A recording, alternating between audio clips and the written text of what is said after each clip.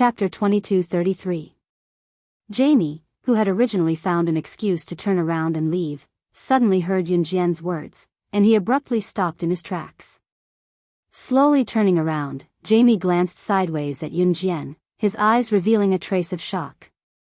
In spite of it, Jamie pushed the shock to the back of his mind and turned around, ignoring Kai Huiling as he flashed a kind smile at Yunjian and said, "What's the matter with you?" I wonder who this little friend is." Jamie's words were completely different from the tone of impatience when he was talking to Kai Huiling just now. While everyone present was surprised that Yunjian could speak such perfect English, they didn't forget to look at Jamie's extremely friendly attitude towards Yunjian. "Tonight's banquet is too shabby. I hope Mr. Jamie can forgive us." Yunjian pursed her lips and smiled as she spoke to Jamie. Yunjian's words made it seem like she was the highest level person in Rongyao Company hosting this banquet. Therefore, the people present who were shocked that Yunjian could speak such fluent English and knew Mr. Jamie's identity, were suddenly shocked by Yunjian's tone of voice. Regarding Yunjian's tone of voice, Mr. Jamie didn't find anything wrong with it. Instead, he smiled generously at Yunjian, and then said, "You're too kind, I'm already extremely honored to be invited to today's banquet." With this exchange, Mr. Jamie started to talk to Yunjian. But because the two were communicating in English, Kai Huiling, Jian Ning, and the others present were in a state of half-understanding. But Kai Iliang understood English, and naturally understood English completely. From the moment Yunjian spoke, he was shocked by Yunjian's English pronunciation. Until now he was flabbergasted. How was this AZ country person learning to communicate in English with a foreigner? This was like two foreigners conversing with each other. If he didn't see this string of English words coming out of Yunjian's mouth with his own eyes, Kai Iliang wouldn't even believe that Yunjian could speak a foreign language that was no different from a foreigner's. Until the end, when Jamie blew a kiss to Yunjian, and said, "Little girl, I really like you," everyone present still hadn't recovered from their shock. This Jamie was clearly someone Kai Iliang knew, but in the end, he actually chatted so happily with Yunjian. Especially since the person who called out first was Kai Iliang. When everyone present saw this scene, their shocked gazes fiercely froze. Seeing this, Kai Iliang and Kai Huiling's expressions abruptly changed fiercely. At the same time, Kai Iliang was harping on Yunjian's words when she spoke to Jamie as if she was the host of the event just now and spoke to her sternly. "Little girl, do you think you're the host of tonight's banquet? Do you know the status of the host of tonight's banquet that you're imitating? That's the chairman of Rongyao Company. A top figure that many people want to meet but can't. How can a little kid like you imitate just because you want to?" Kai Iliang's tone was very strict, and every word of his was attacking Yunjian. Everyone present, even a fool, could hear it. "That's right. My dad is right. Who do you think you are? How dare you imitate the chairman of Rongyao Company? Do you think you just happened to say that a news reporter won't appear tonight, and really think that the chairman of Rongyao Company emphasized this point because of your words? Ha! How is that possible? Arrogant, I'll let you be arrogant. You just performed a slightly outstanding program on New Year's Day, and you really think you're the best. What's so great about being the new president of a martial arts club? Let me tell you, if you know what's good for you, then obediently withdraw from the martial arts club. Otherwise, my dad is my backer, and he will support me." Just as Kai Huiling said this, a group of people suddenly walked in through the entrance of the banquet hall. Kai Huiling wanted to say something, but the discussion of the people standing at the side and their words completely attracted Kai Huiling, Kai Iliang, Jian Ning, and everyone else's attention. "Look, the person walking at the front. It's the boss of Zhe Province's Falcon Hall, Su Zetian. Oh my god. Next to Su Zetian, isn't that the chairman of New Cruise, Zhang Jifan? And behind them, that's, my god. Why is such a force here? That's the snake lizard of the Kosha mercenaries." Please remember the domain name of this book, .com, Wonderful Book Mobile Version Website, .com. Chapter 22:34. Kosha Mercenaries. The Kosha mercenaries are here? Oh my god. Don't be shocked. The international bigwigs who are already here, the directors of multinational corporations, international trade groups, business politicians, and so on, are all just small characters. The real bigwigs haven't even appeared tonight. The two people standing at the side were whispering to each other. At that moment, one of the two people standing at the side was putting his lips close to the other person's ear and muttering loudly, as if he was afraid that the other person standing beside him couldn't hear him clearly. At that moment, the surrounding people did indeed hear this person's loud muttering, but at this moment, no one blamed this person for moving closer to the other person's ear and speaking in a loud voice when he should have been whispering softly. Kai Huiling and Kai Ilyang were also attracted by the two people's voices. Immediately, Kai Huiling and Kai Ilyang shut their mouths and didn't say anything. The person who knew the details of tonight's situation moved closer to the other person's ear. Seeing that the surrounding people were looking at him, he became even more smug. His hand made a gesture of whispering softly, but the words that came out of his mouth were as if they were filtered through a loudspeaker, extremely loud and clear throughout the entire venue. I heard that underground organizations like Gu Sha mercenaries will have a lot of people here tonight. Even some international bigwigs like secret service agents and assassins will be here. But such bigwigs won't appear openly. Maybe the inconspicuous person walking past you in this banquet hall is a secret service agent or a bigwig on the assassin rankings. This person said loudly while making frightening gestures and expressions to his companions. At the same time, he gently turned his body to the side to observe the reactions of the crowd around him. Obviously, after this person said these words, the faces of some of the people from the underground forces instantly darkened. Obviously, they were frightened. This person probably only knew that much, so after saying this, he didn't have anything else to say. At that moment, after hearing this person's words, Kai Huiling gathered her clothes. She was somewhat frightened and reached out to pull her father's sleeve. Then, she said in a trembling voice, "Dad, will Secret Service agents and assassins disguise themselves as ordinary people? Just like the Secret Service agents and assassins in the movies? Will such a terrifying person appear at the banquet?"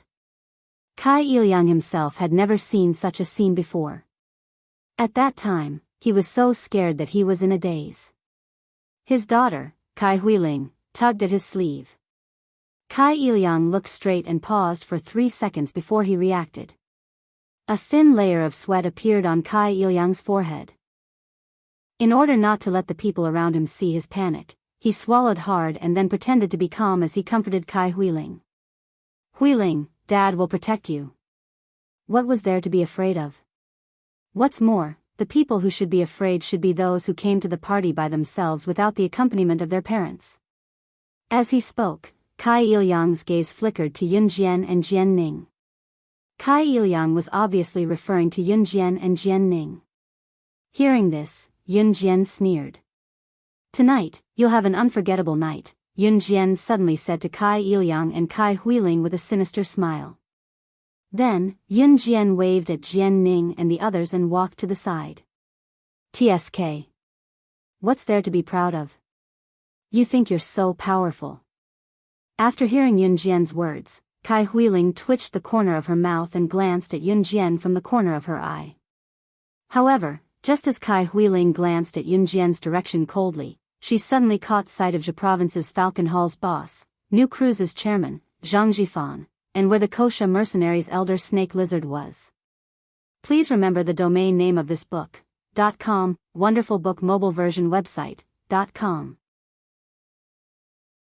Chapter 2235. Page 1/1. Dad, aren't those the international big shots that the guy mentioned just now? Why did she walk over there? Could it be that she knows those international big shots? Kai Huiling suddenly reached out and grabbed Kai Ilyang. Her eyes froze for a moment, and then her face suddenly changed from fright.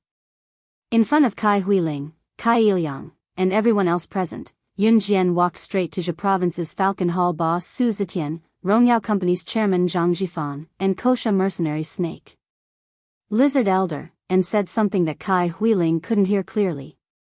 Then, Su Zetian, Zhang Jifan, and Snake Lizard, these three big shots in the underworld, followed Yun Jian out of the party's back door. What what's going on? Not to mention Kai Huiling, even Kai Iliang was stunned by the scene in front of him. The three of them were all big shots who could command the wind and the clouds. Whether it was strength or influence, they were all top-notch figures. Usually, a small figure like Kai Iliang could only stand at the bottom and look at the sky from afar. But Yun Jian, what did she say to the three of them just now? The three of them were actually following Yun Jian out of the party's back door obediently. Huiling, don't panic. She must have deliberately found an excuse to call them out of the party's back door. You can't do such a dangerous thing. Negotiating with an international big shot of such strength is life-threatening at any time. Kai Iliang immediately had his own limited excuse to explain the scene just now. He thought that Yun Jian had found a random excuse to call Snake, Lizard and the other two to the party's backdoor garden in order to fight back against him and Kai Huiling. Dad, I know. I'm not as stupid as Yun Jian. She actually dared to behave so atrociously in front of Tiger. She really doesn't want to live anymore. After hearing that, Kai Huiling immediately agreed. She really thought that Yun Jian did it on purpose. Only Jian Ning and the other five narrowed their eyes as they looked at Yun Jian's direction. They felt that since Yun Jian had the ability to call those three big shots out of the party, there must be something different about her. But Jian Ning and the other five didn't know what was different about her. Yun Jian, Snake, Lizard and the other two walked out of the party's back door and came back not long after. At that time, Snake, Lizard and the other two acted as if they didn't know Yun Jian, and walked past Yun Jian. The venue was spacious, but just as Yun Jian returned from the back door, she saw the members of the martial arts club who had attended the event with her.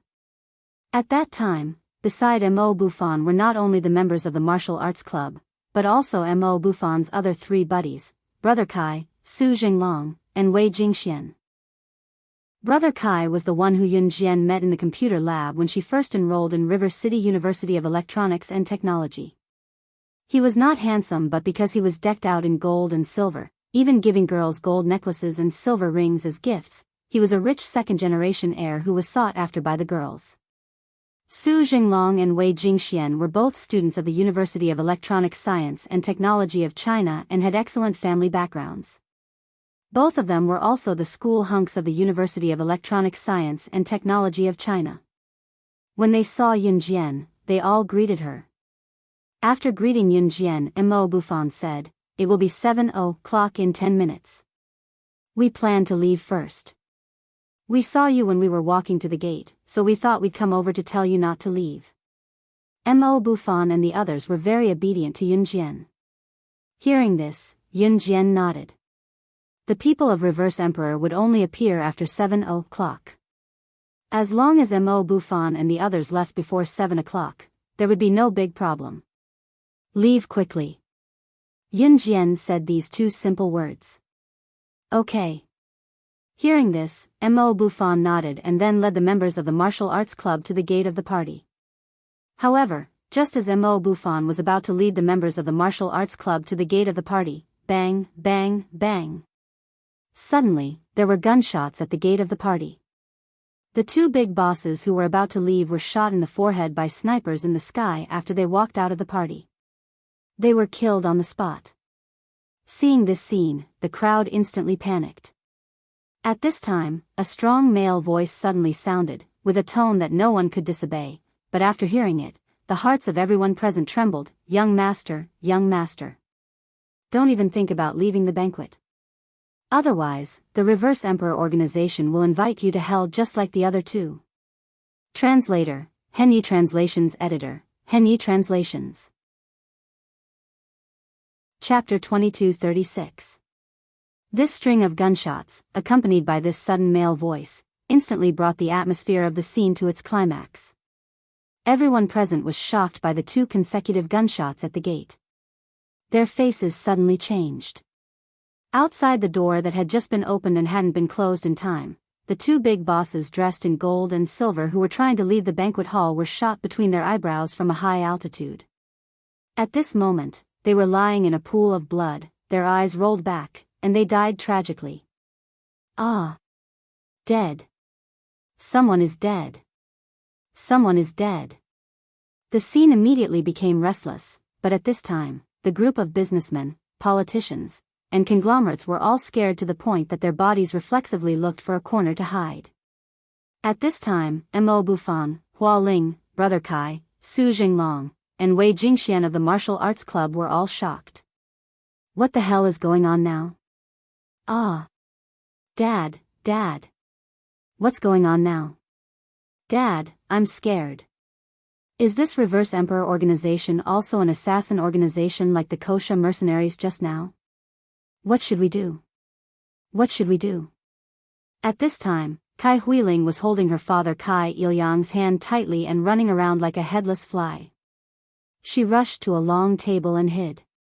Her whole body was trembling, and she didn't even know who she was. No, I don't know. Shut up. Kai Ilyang was also in a trance. He reached out his trembling hand and covered Kai Huiling's hand, afraid that his whereabouts would be exposed in front of everyone because of Kai Huiling.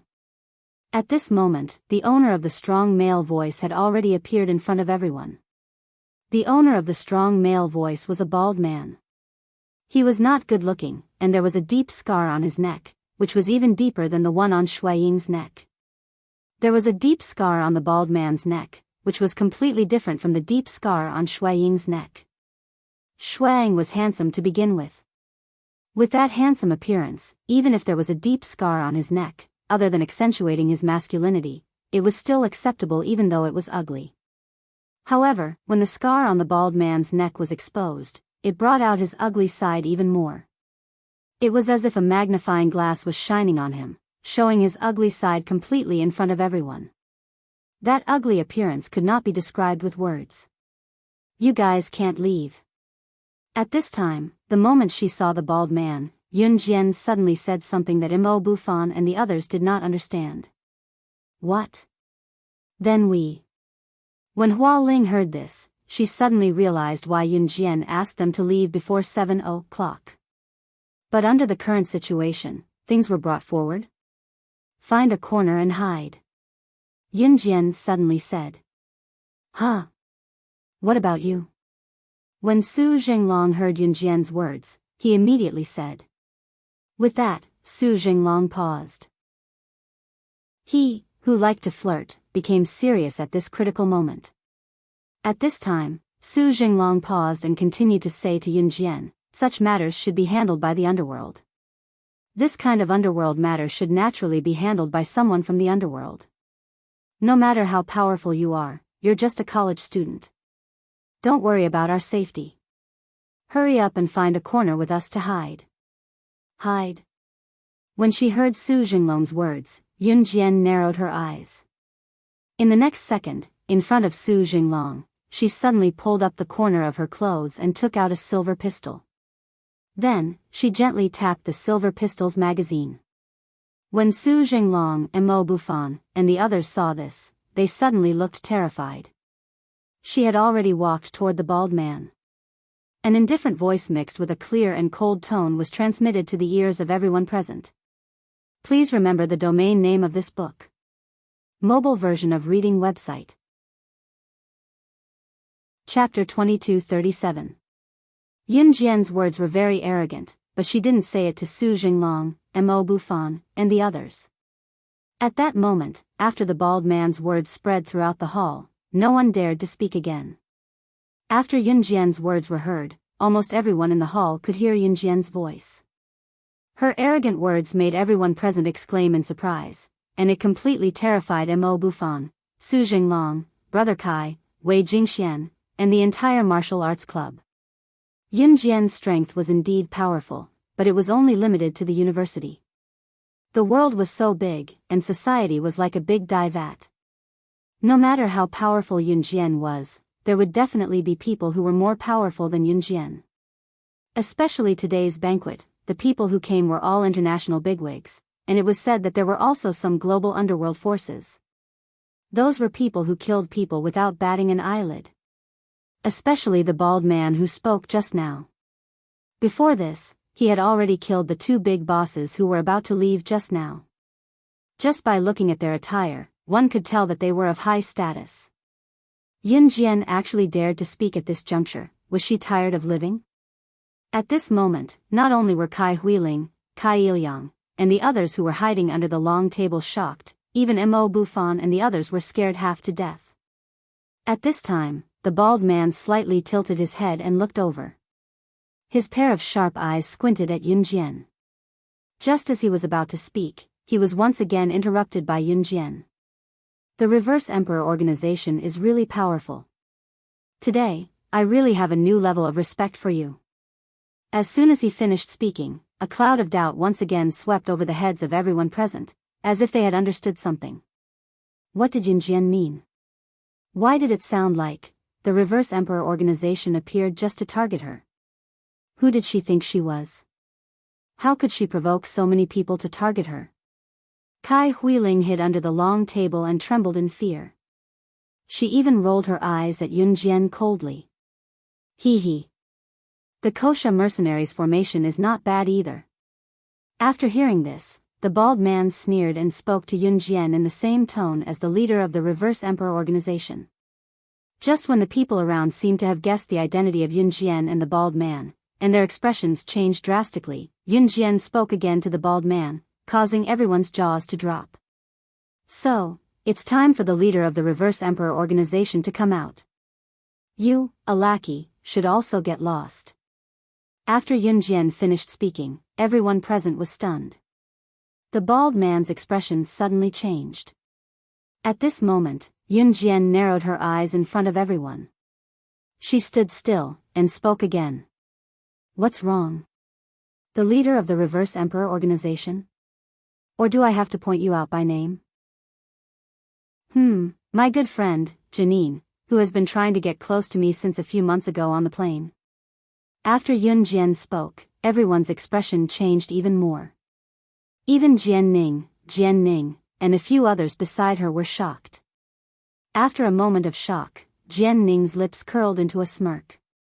She tore off her human skin mask in front of everyone and strode toward Yun Jian, no longer behaving like an ignorant little girl. As expected of the boss of the Kosha mercenaries. Nothing can escape your eyes. Everyone who saw this scene was so scared that their souls almost flew out of their bodies. This girl was actually the leader of the Reverse Emperor organization? How was this possible? Kai Huiling, who was a distance away, was so scared that her whole body was trembling. Yun Jian was so close to Jian Ning just a moment ago. How did she? Before the crowd could react, Yun Jian shifted and met Jian Ning's eyes. Her aura that was not inferior to Jian Ning's was on full display. In the next second, she glanced at Jian Ning, Zhang Xiaoyu, Milfo, and the others who were standing beside her in front of the crowd and said, "What's the matter? Please remember the domain name of this book." Mobile version website. Chapter 2238. So, the reason why Reverse Emperor gathered all the international figures is to recreate the Bloody Night incident to me, slaying God? Everyone was stunned when Yun Jian's words rang in their ears. It had to be said that the Bloody Night incident back then was too sensational, so much so that when the international bigwigs present heard the words, Bloody Night incident, they would be stunned for a moment, unable to recover from the terrifying words for a long time. The Bloody Night incident. Back then, slaying God had single-handedly killed the top 20 assassins on the International Secret Agent Assassin ranking. Slaying God single-handedly wiped out the International Secret Agent Assassin ranking. One must know that the top 20 assassins on the International Secret Agent Assassin ranking had been on the list for years. Their ability was on a completely different level compared to the top 20 assassins on the International Secret Agent Assassin ranking today. For example, the abilities of the top 20 assassins on the International Secret Agent Assassin ranking who were killed by slaying God during the Bloody Night incident might need to be multiplied by 3 times on the basis of the current top 20 assassins on the International Secret Agent Assassin ranking to be on par with the 20 assassins back then. One could only imagine slaying God's ability. Even the 20 assassins back then could not defeat her. Hence, it was not difficult to describe the shock all the international bosses felt when they heard about Yun Jian's identity. Slaying God? Kai Huiling, who was hiding under the dining table, shuddered when she heard Yunjian's self-introduction. She shivered and repeated the two words. Dad. Dad. The name Slaying God sounds familiar. This is... Kai Huiling hid under the dining table and asked Kai Iliang in a trembling voice. Shut up if you want to live. Kai Iliang hugged the corner of the table and trembled like a spinning top. He immediately shouted for his daughter to shut up when he heard her question. Kai Huiling was a university student after all. Not every student had heard of Slaying God's name. However, after Kai Huiling asked the question, Kai Iliang shouted at her. She trembled slightly and didn't say anything else. Her instincts told her that the name Slaying God was not simple. Slaying God, Slaying God. Mo Buffon frowned.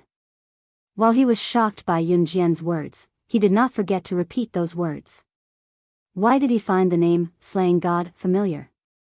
However, he couldn't recall where he had heard those two words before. Everyone from the Martial Arts Society, including Brother Kai, Su Jinglong, and Wei Jingxian, were stunned for a few seconds. It took them a while to realize who Slaying God was. Suddenly, someone in the crowd shouted at Yunjian, Slaying God. You're Slaying God. That international.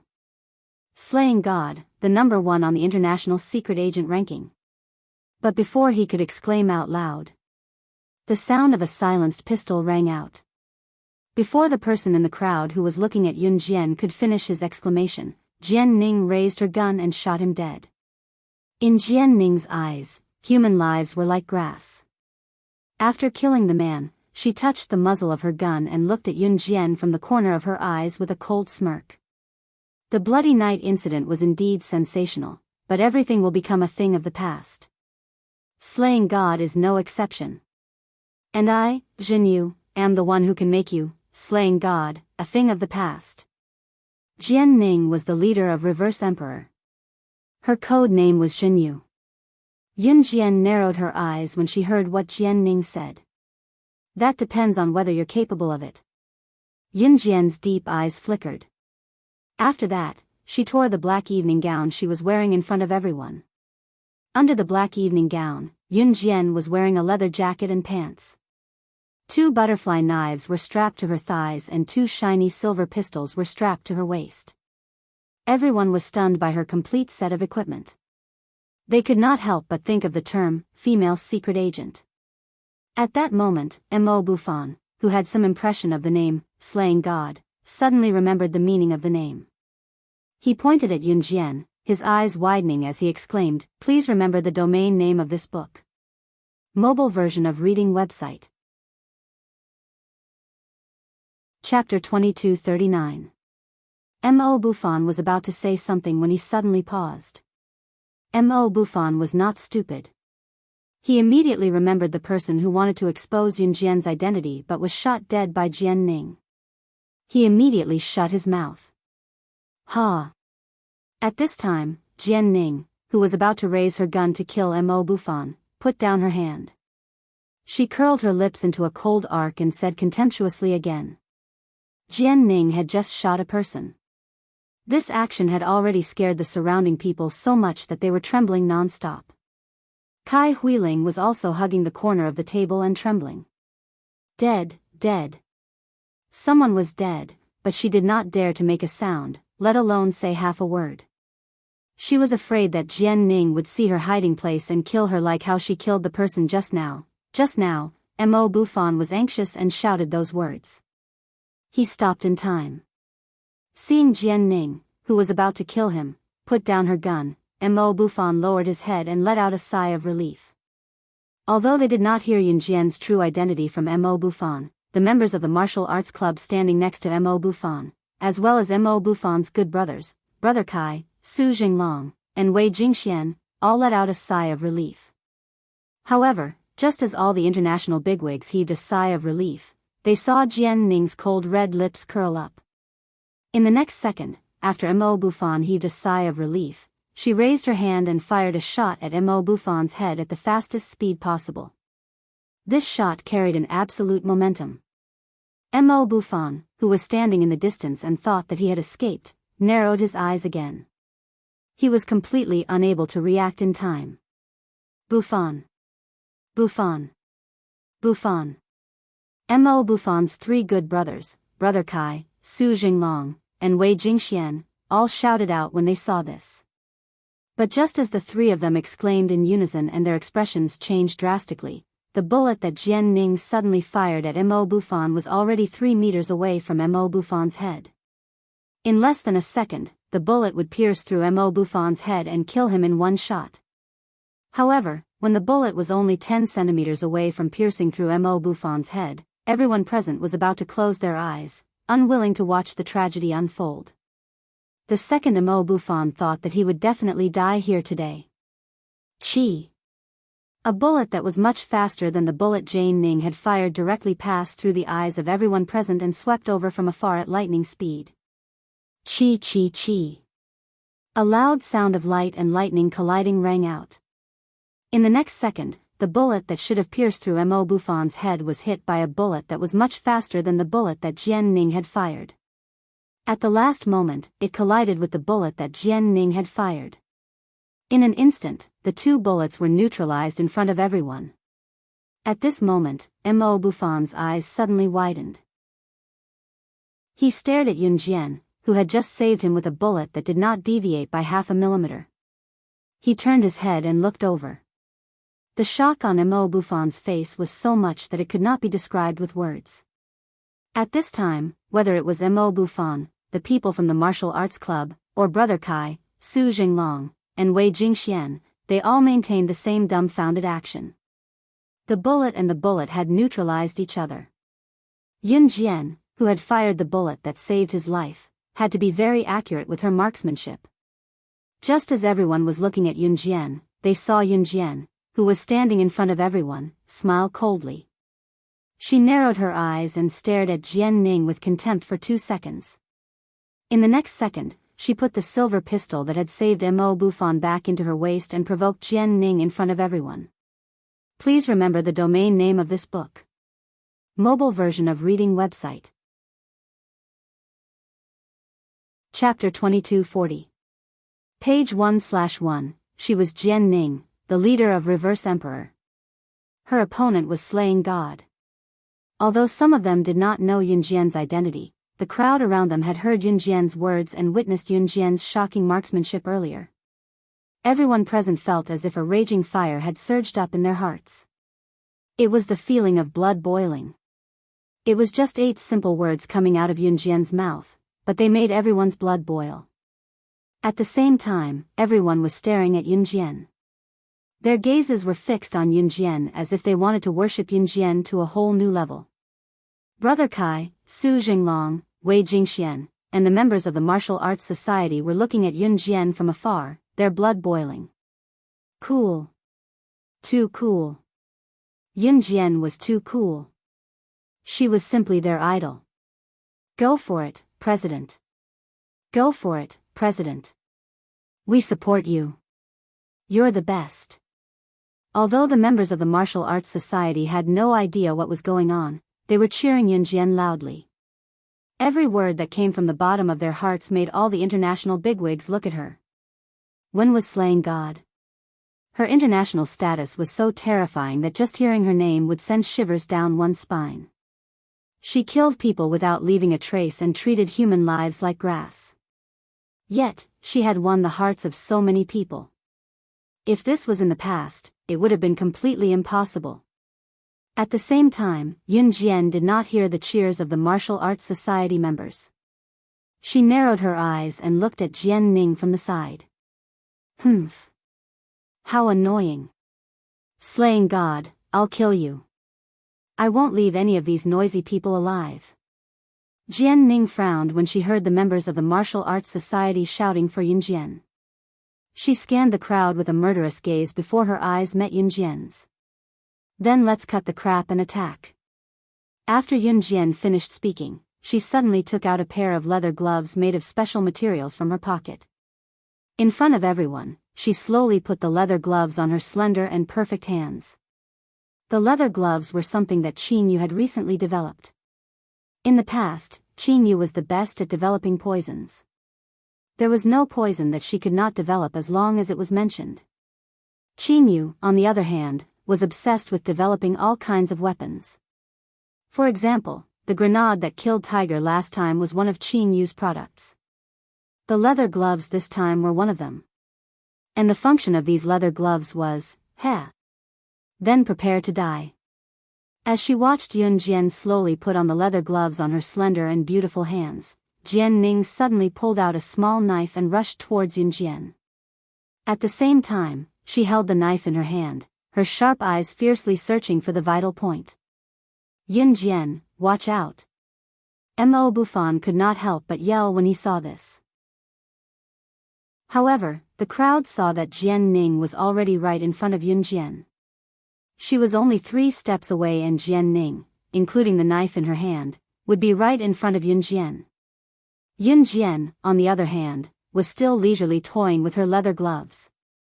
Mo Bufan, Brother Kai, and the other members of the Martial Arts Society felt their hearts clench when they saw this.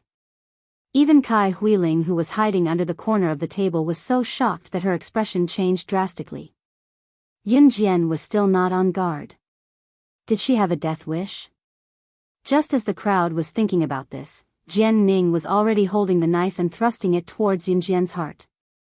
However, just as the blade was 3 centimeters away from Yun Jian's heart, the beautiful hand in the leather glove grabbed Jian Ning's knife, not worried that the sharp blade would cut through the glove and stab her hand. This glove. Jian Ning gasped in horror when she saw this. The crowd's expression changed when they saw this as well. However, Yun Jian smirked coldly at Jian Ning in front of the crowd. Of course, my gloves are invulnerable. So now, it's my turn to send you to hell. Translator, Atlas Studios Editor, Atlas Studios. Chapter 2241. Yun Jian was only wearing a glove. The glove was invulnerable. Recalling Yun Jian's every move, everyone's heart skipped a beat. Who was she?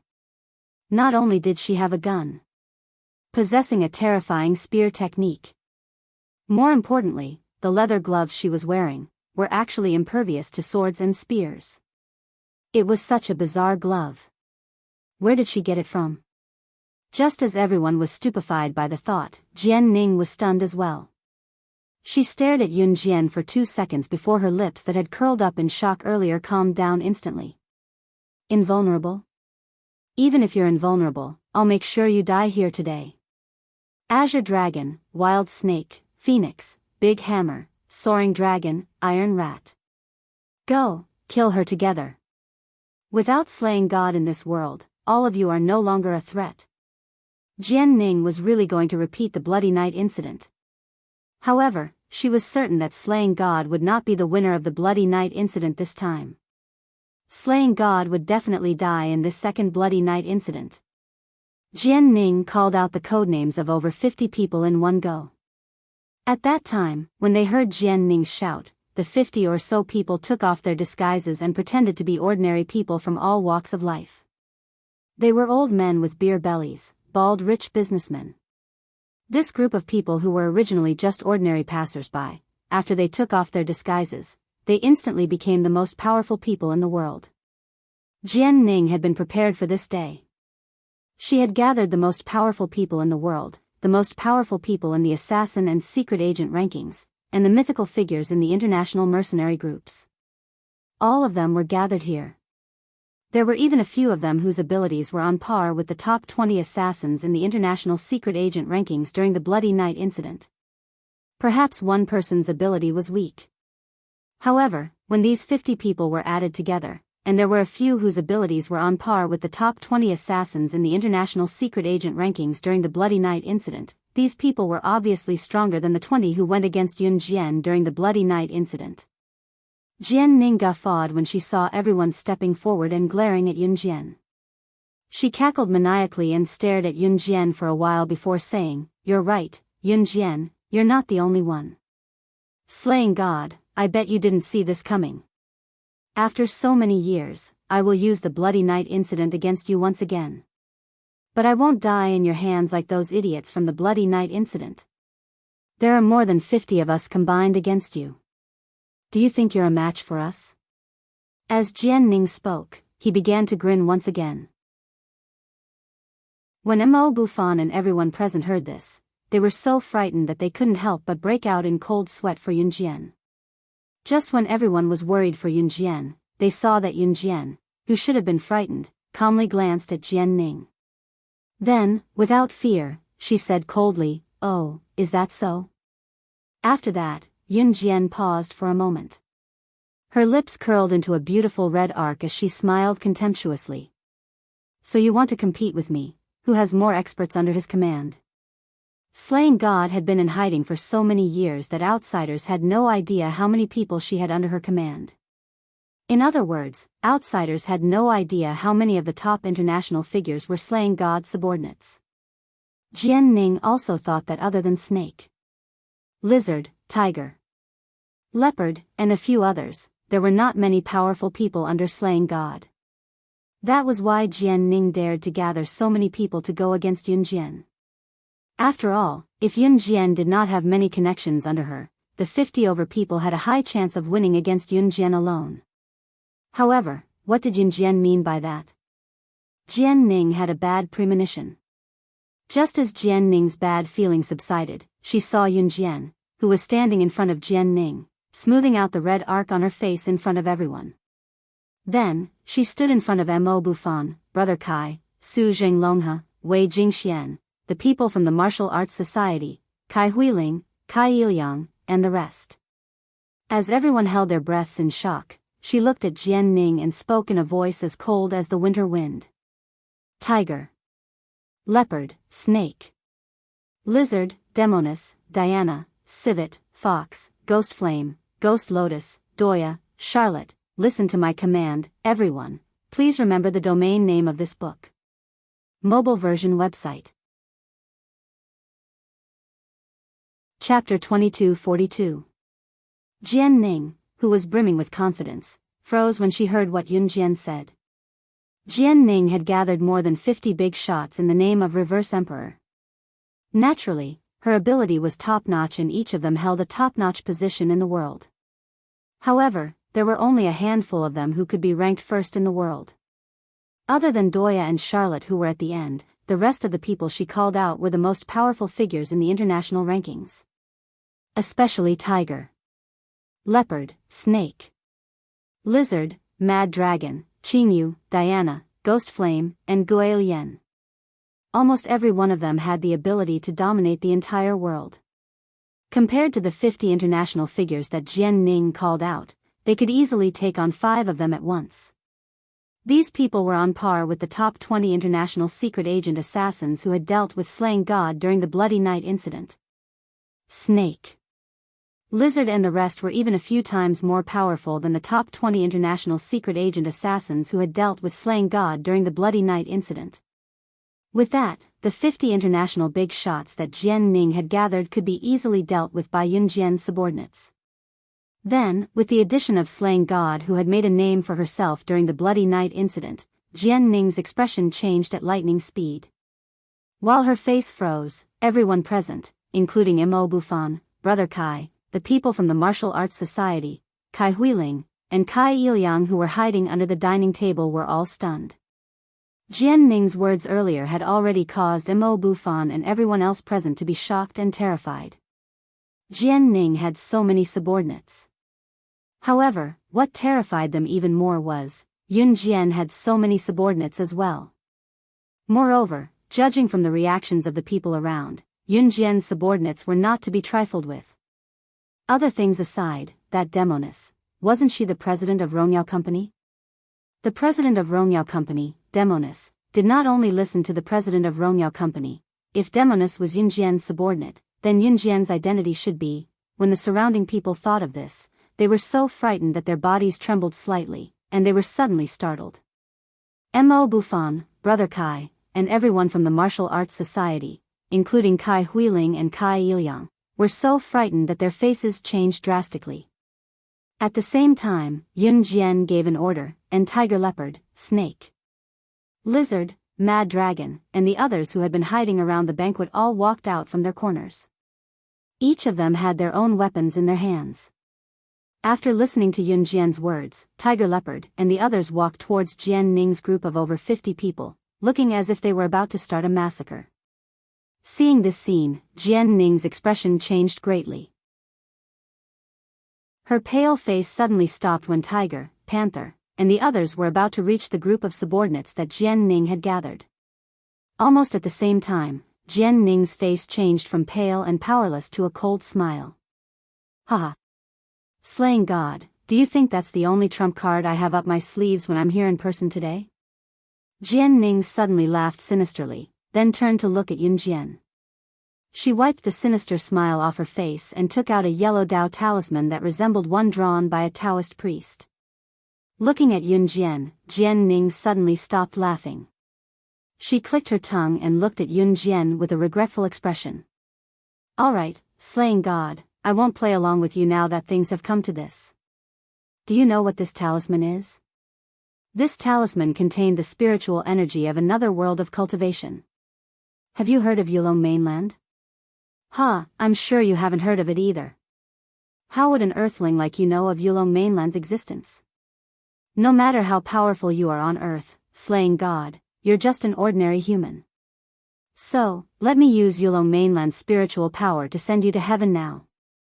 Jian Ning suddenly laughed sinisterly again. As she laughed, she suddenly chanted an incantation at the yellow Dao talisman. While the surrounding people were shocked, doubtful, and confused, they saw the yellow talisman in Jian Ning's hand roll into a big fireball in front of their eyes, as if it was in a fantasy film. It grew bigger and bigger as it rolled. Everyone present could feel the scorching heat of the fireball. Seeing this unimaginable scene, everyone present was shocked to the point that they took a deep breath, and their faces turned pale. What? Is this a sci-fi film? Someone exclaimed when he heard this. Jian Ning's smile widened when she saw this. She was adopted by her godfather since she was young. He came from a place called Yulong mainland. That was the immortal mainland. This yellow Dao talisman was given to her by her godfather. As long as he had it, Slaying God would not be a problem. This was Jian Ning's real trump card. Just as the fireball grew bigger, Yun Jian, who was standing in front of Jian Ning, suddenly smirked. Yulong mainland? Jian Ning thought that Yun Jian was panicking when she heard Yun Jian's words. She laughed sinisterly and continued. That's right. Ha ha ha. Slaying God, are you afraid? But it's useless even if you're afraid. Yulong mainland's spiritual power is enough to destroy you, the most powerful person on earth. As Jian Ning spoke, she was about to exert her strength. However, Yun Jian's eyes darkened as she stood in front of her. A glint flashed across Yun Jian's eyes. In the next second, Jian Ning saw the Dao talisman that was rolling into a fireball extinguish as if a basin of water had been poured over it. Jian Ning was stunned when she saw this. Her sinister smile had yet to fade. However, while Jian Ning was still in shock and before she could react to what was happening, she saw Yun Jian walking slowly toward her. In the next second, Yun Jian's voice that was crisp and clear rang in the air. She spoke to Jian Ning in a manner that made everyone's eyes widen and their jaws drop in bewilderment. Please remember the domain name of this book. The mobile version of the reading website. Chapter 2243. Translator, Endless Fantasy Translation Editor, Endless Fantasy Translation, page 1/1. As soon as Yun Jian finished speaking, a strong gust of wind with her at the center seemed to have turned into many sharp blades, sweeping towards Jian Ning. Yun Jian didn't even move her hand, but the sharp blades were like small knives, sweeping towards Jian Ning. Jian Ning, who was still standing at the same spot, widened her eyes, thinking about the meaning of Yun Jian's words. The yellow Dao talisman in her hand, which was left behind by her godfather from Yulong mainland, was instantly turned into nothing by Yun Jian's eyes. Combined with what Yun Jian said, You're the ruler of Yulong mainland, the sorcerer goddess. Why haven't I heard my godfather mention this before? Jian Ning was so scared that her face turned pale, and her pupils shrank. She stared at Yun Jian in a daze, shouting these words out loud. However, just as she shouted these words, Jian Ning suddenly felt the sharp blades sweeping towards her in Yunjian's mind. That gust of wind suddenly turned into sharp blades, giving Jian Ning a feeling that if this gust of wind hit her body, it would be like thousands of blades, piercing her heart with thousands of arrows and killing her on the spot. And that was indeed the case. Yunjian didn't even raise her hand. She just raised her eyes slightly, and used her spiritual power to turn the surrounding air into a gust of wind, turning it into a sharp blade, intending to kill Jian Ning on the spot. She wanted Jian Ning to die under her spiritual power. After 666 days of soaking in the holy spring, Yunjian found that her spiritual power was no longer restricted on earth. This surprised Yunjian, but at the same time, she was able to use it with ease. However, at this moment, the sharp blades transformed from spiritual power almost pierced through Jian Ning's entire body and organs, killing her on the spot. Whoosh whoosh whoosh. A protective screen popped up around Jian Ning, blocking all the sharp blades that Yunjian had turned the gust of wind into with a bit of thought. Jian Ning, who thought that she was going to die, was shocked when she saw this. She thought to herself, Godfather is here. At this moment, the shock on everyone's faces was beyond words as they watched the scene unfold before them. Oh my God! Wasn't it supposed to be an ordinary evening party tonight? Not only are so many of the most powerful people in the world here, even slaying God is here. What's going on? How did this turn into a sci-fi movie? Fantasy world? Is this still Earth? Oh my God! Everyone watching at this point, Yunjian Ning's translation, everyone's Ning, translation, this was beyond what any normal person on Earth could accept. Or it could be said that everything that happened in front of him was not something that an ordinary person could accept. Right then, Jian Ning's godfather, who had blocked the thousands of sharp blades that Yunjian had conjured with her spiritual power, appeared at the scene. A silhouette flashed across the crowd, and in the next second, a middle-aged man in a suit and leather shoes who looked to be in his 40s appeared before everyone. Yunjian narrowed her eyes the moment she saw the middle-aged man. The middle-aged man was just about to yell at Yunjian when he stepped out of the crowd. Jian Ning pointed at Yunjian and complained to the middle-aged man, Godfather. She broke your spiritual power and tried to kill me. Jian Ning did not take Yunjian's words seriously. However, just as Jian Ning thought that her godfather would avenge her, her godfather's expression changed. Suddenly, her godfather's gaze changed when he saw Yunjian. He took 2 steps toward Yunjian and knelt down in front of her.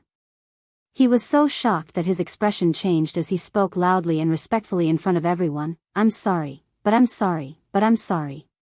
Sorcerer. Sorcerer goddess. Why are you here? Translator, Atlas Studios Editor, Atlas Studios. Chapter 2244. Translator, Endless Fantasy Translation Editor, Endless Fantasy Translation, page 1/1. She had thought that her godfather's appearance would help her get back at Yunjian mercilessly. However, her godfather knelt before Yunjian in front of everyone and spoke to Yunjian in such a respectful tone. Jian Ning's eyes widened. Ning, what have you done? Kneel now. Jian Ning's godfather quickly realized what Jian Ning had done to Yunjian. He was so shocked that beads of sweat rolled down his forehead as he yelled at Jian Ning. Godfather, Jian Ning wanted to refute. Kneel. Jian Ning's godfather yelled. The shout frightened Jian Ning so much that she knelt before Yunjian on the spot. Jian Ning was raised by her godfather and all her skills were taught by him. Even Reverse Emperor was only established 2 years ago with her godfather's help. It could be said that everything Jian Ning had now was given to her by her godfather. Hence, Jian Ning knelt before Yunjian in front of everyone after her godfather yelled at her. Reverse Emperor's leader, you. Wild Snake and the rest of the 50 men were shocked when they saw this from afar. Was Reverse Emperor's leader, Qin Yu, or Jian Ning, submitting to slaying God? If that was the case, those of them who had worked with Reverse Emperor's leader, Qin Yu, to kill slaying God, it seems like there are more people who don't know their place in the underworld after I went into hiding for a few years, Yun Jian said before Jian Ning could speak when Wild Snake and the rest were shocked.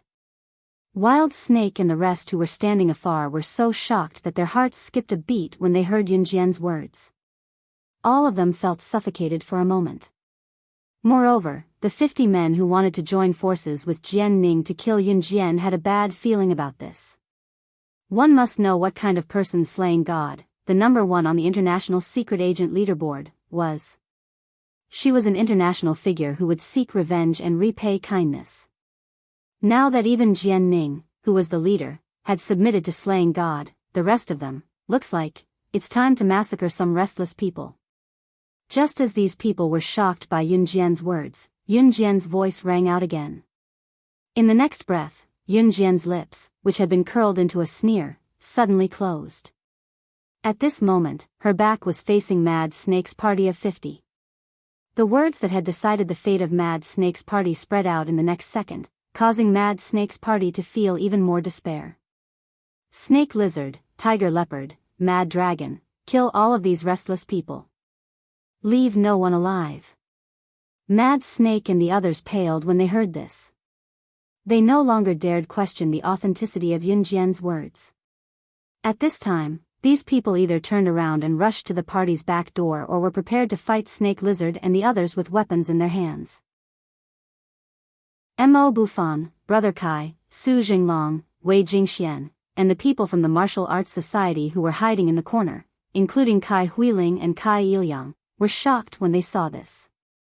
In an instant, the originally lively party venue turned into hell on earth. Those who were originally on Jian Ning's side fell one after another. Corpses were scattered all over the venue.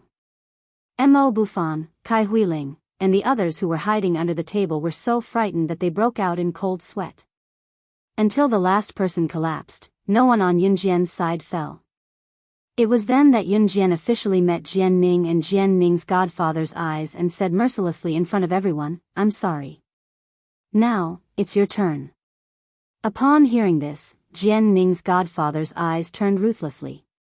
When Yun Jian suddenly reached out and took out 2 butterfly knives, Yun Jian's godfather suddenly spoke up to stop her. "Wait. Sorcerer God. I have a potion that can allow people from Yulong mainland to come to Earth and use spiritual power without suffering any backlash. I'll give you this prescription. I hope you can let us go."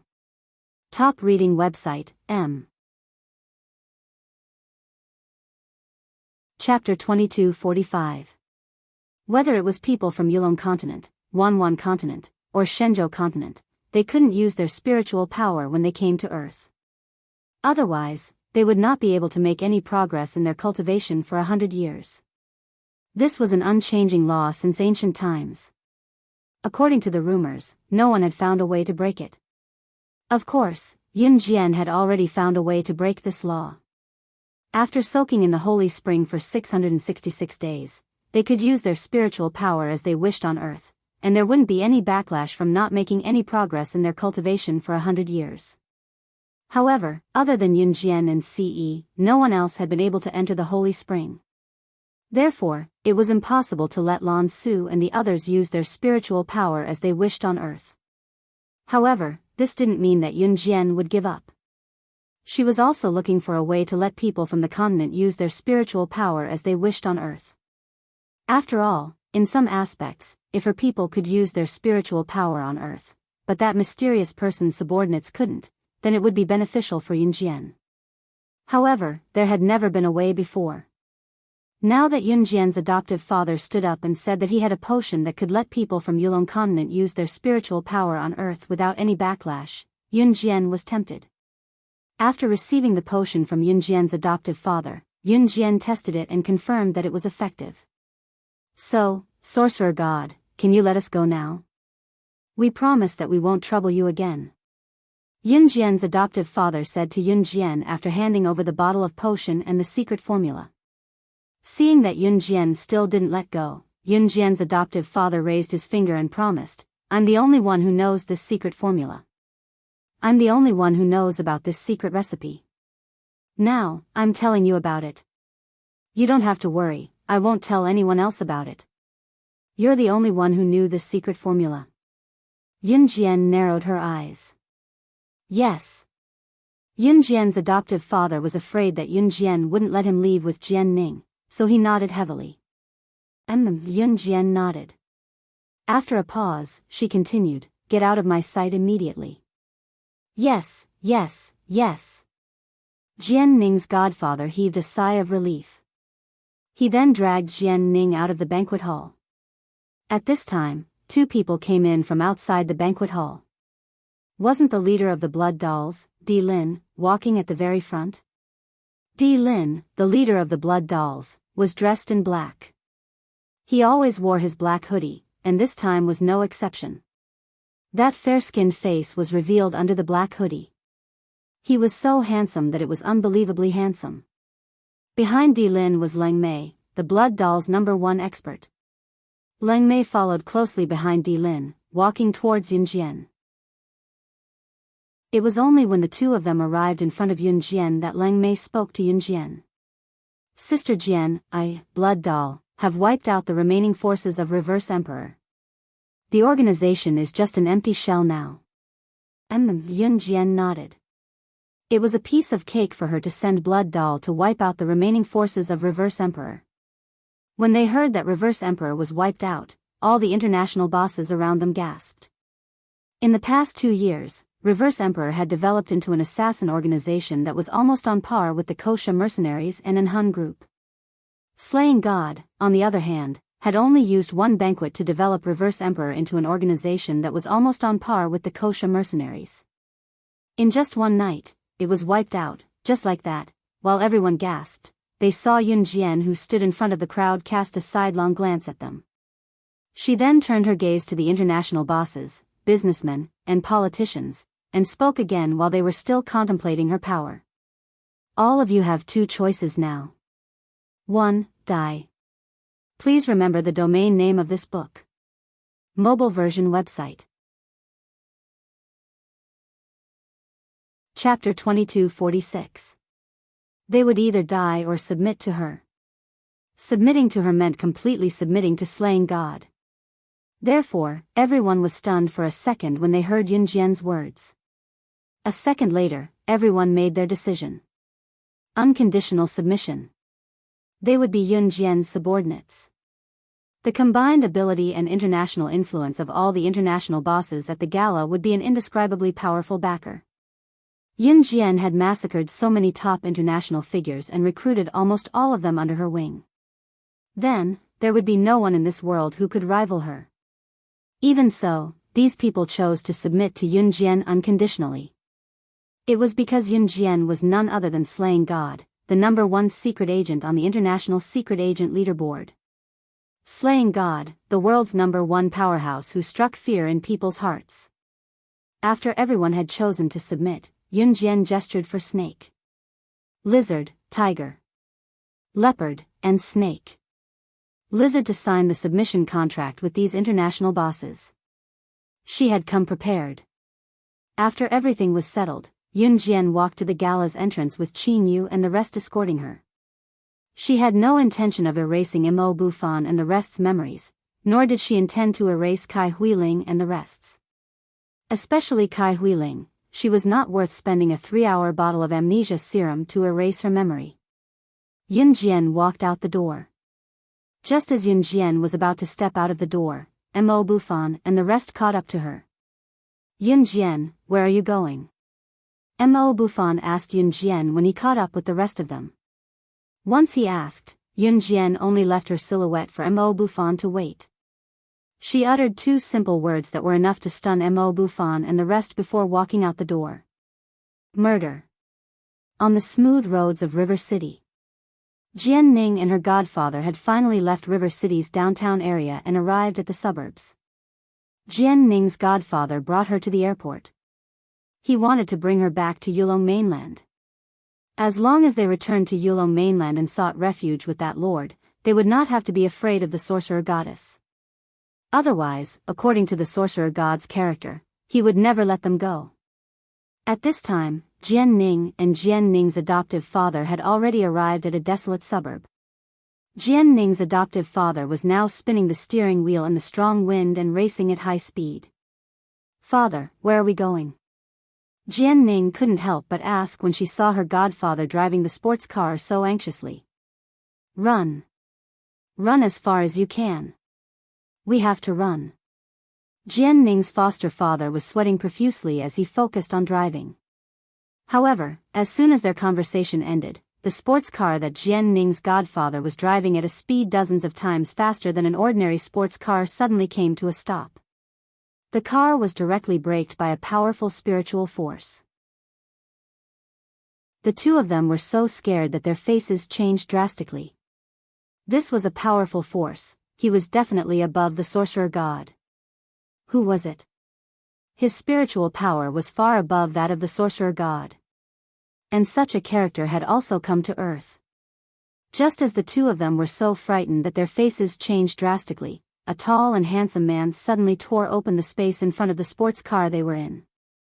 He directly descended from the air and slowly landed on the ground. Looking at this handsome man who angered both humans and gods, even Jian Ning couldn't help but be fascinated by him. Jian Ning's godfather frowned fiercely. He sat in the car and cupped his fists in front of this handsome man who made people forget to breathe. "I don't know how I offended you. I hope you can forgive me. Let me and my daughter leave this place." Jian Ning's godfather's words made the man who suddenly descended from midair like a god frown slightly. The next second, this handsome man stretched out his hand.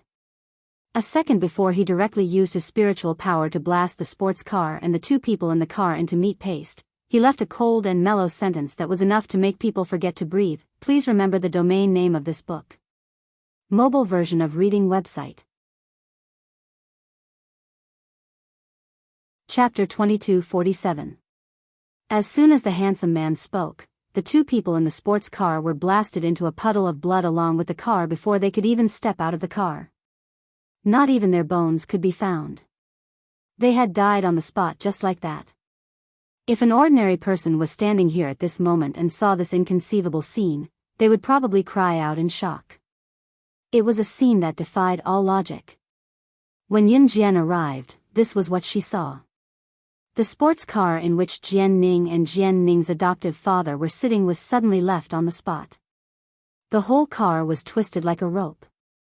Just looking at it and imagining that there used to be people in the car was enough to make one tremble with fear. What was even more frightening was that the entire body of the sports car had been twisted like a rope, and bright red blood was flowing out of it. It looked extremely strange. Jian Ning and Jian Ning's godfather were already dead before she could come over. Yun Jian narrowed her eyes at the sight. Just as Yun Jian was about to go to the deformed sports car to check the bodies of Jian Ning and her godfather with her squinted eyes, a familiar masculine voice rang behind her. "Xiao Jian." Yun Jian's slightly raised brows smoothed out at the sound of the masculine voice. She knew who was responsible for Jian Ning and her godfather's deaths. After the magnetic voice rang behind her, Yun Jian was pulled into a familiar embrace in less than a second. Feeling the warmth of the embrace, she relaxed and turned her back to him. "Did you kill them?" Yun Jian asked softly as she leaned against Siyi's chest. At that time, Siyi's hands had slipped from her waist naughtily to latch onto her fair and delicate hands as he replied curtly with a smile, "You're right." Yun Jian's eyes dimmed at his reply, her red eyes quivering. I wanted to interrogate them to see if they were the mysterious person's subordinates." Yun Jian did not think that Jian Ning's godfather was just an ordinary immortal cultivator from Yulong mainland. That was why Yun Jian did not kill Jian Ning and her godfather at the gala. Yun Jian was never one to leave the root of the problem untouched.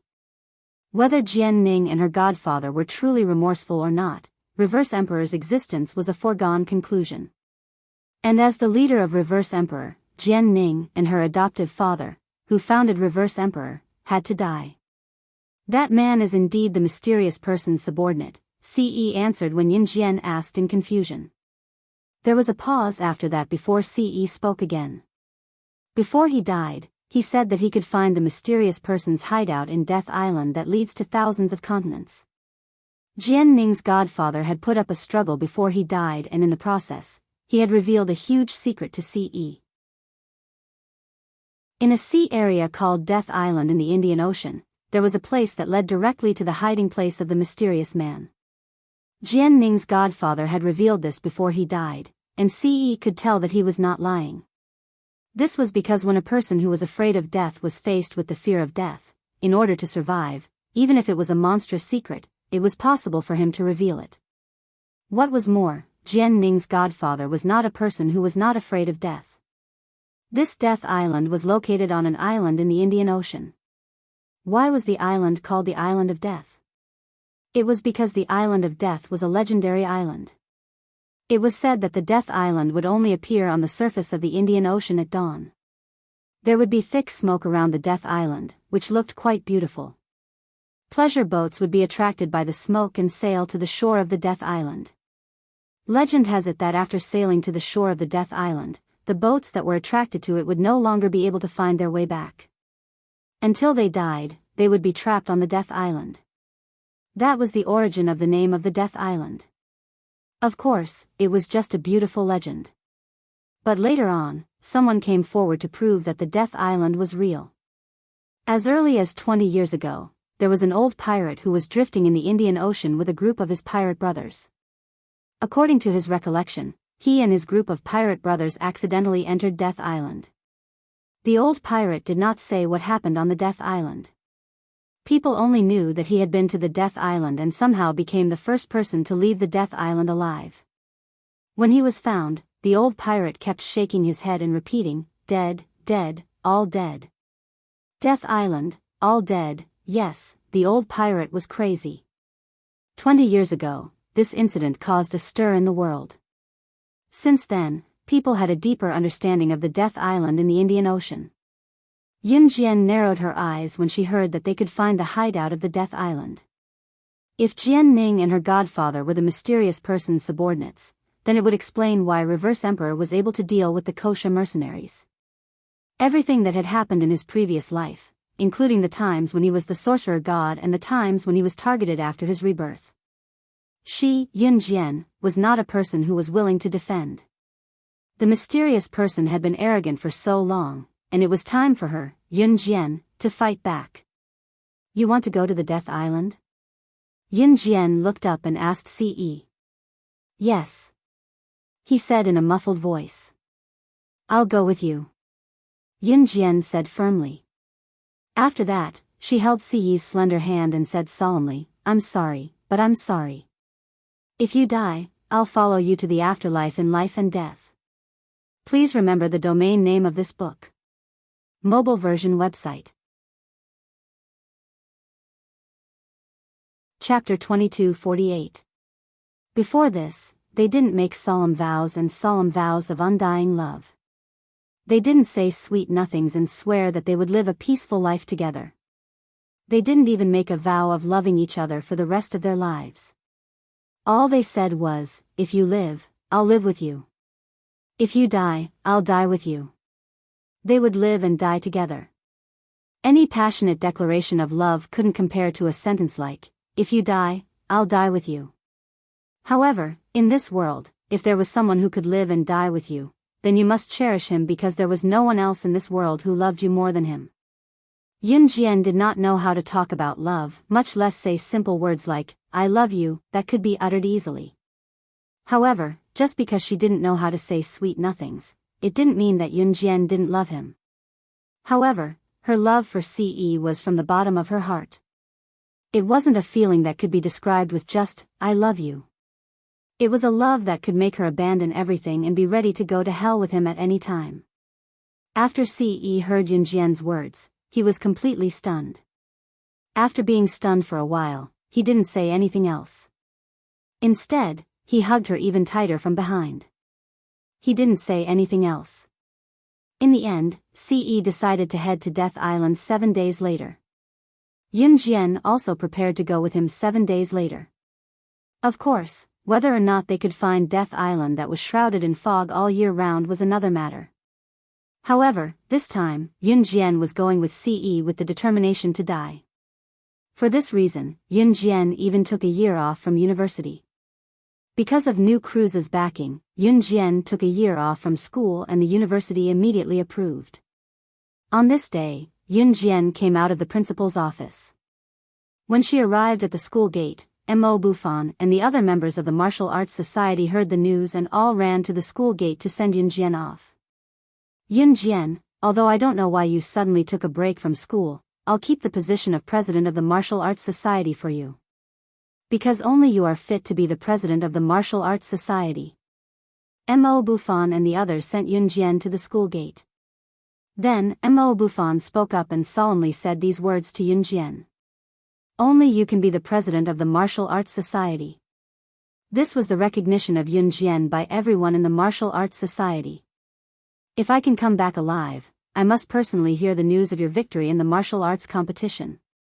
Don't let me down. Yun Jian didn't say anything, only leaving this sentence. This sentence made the members of the martial arts club, who did not know what Yun Jian was going to do, even more worried. But at this moment, no one asked. Yun Jian was not simple. At the same time, Yun Jian also had her own world. At that time, the members of the martial arts society only unanimously promised Yun Jian that they would definitely get the first place in this martial arts competition.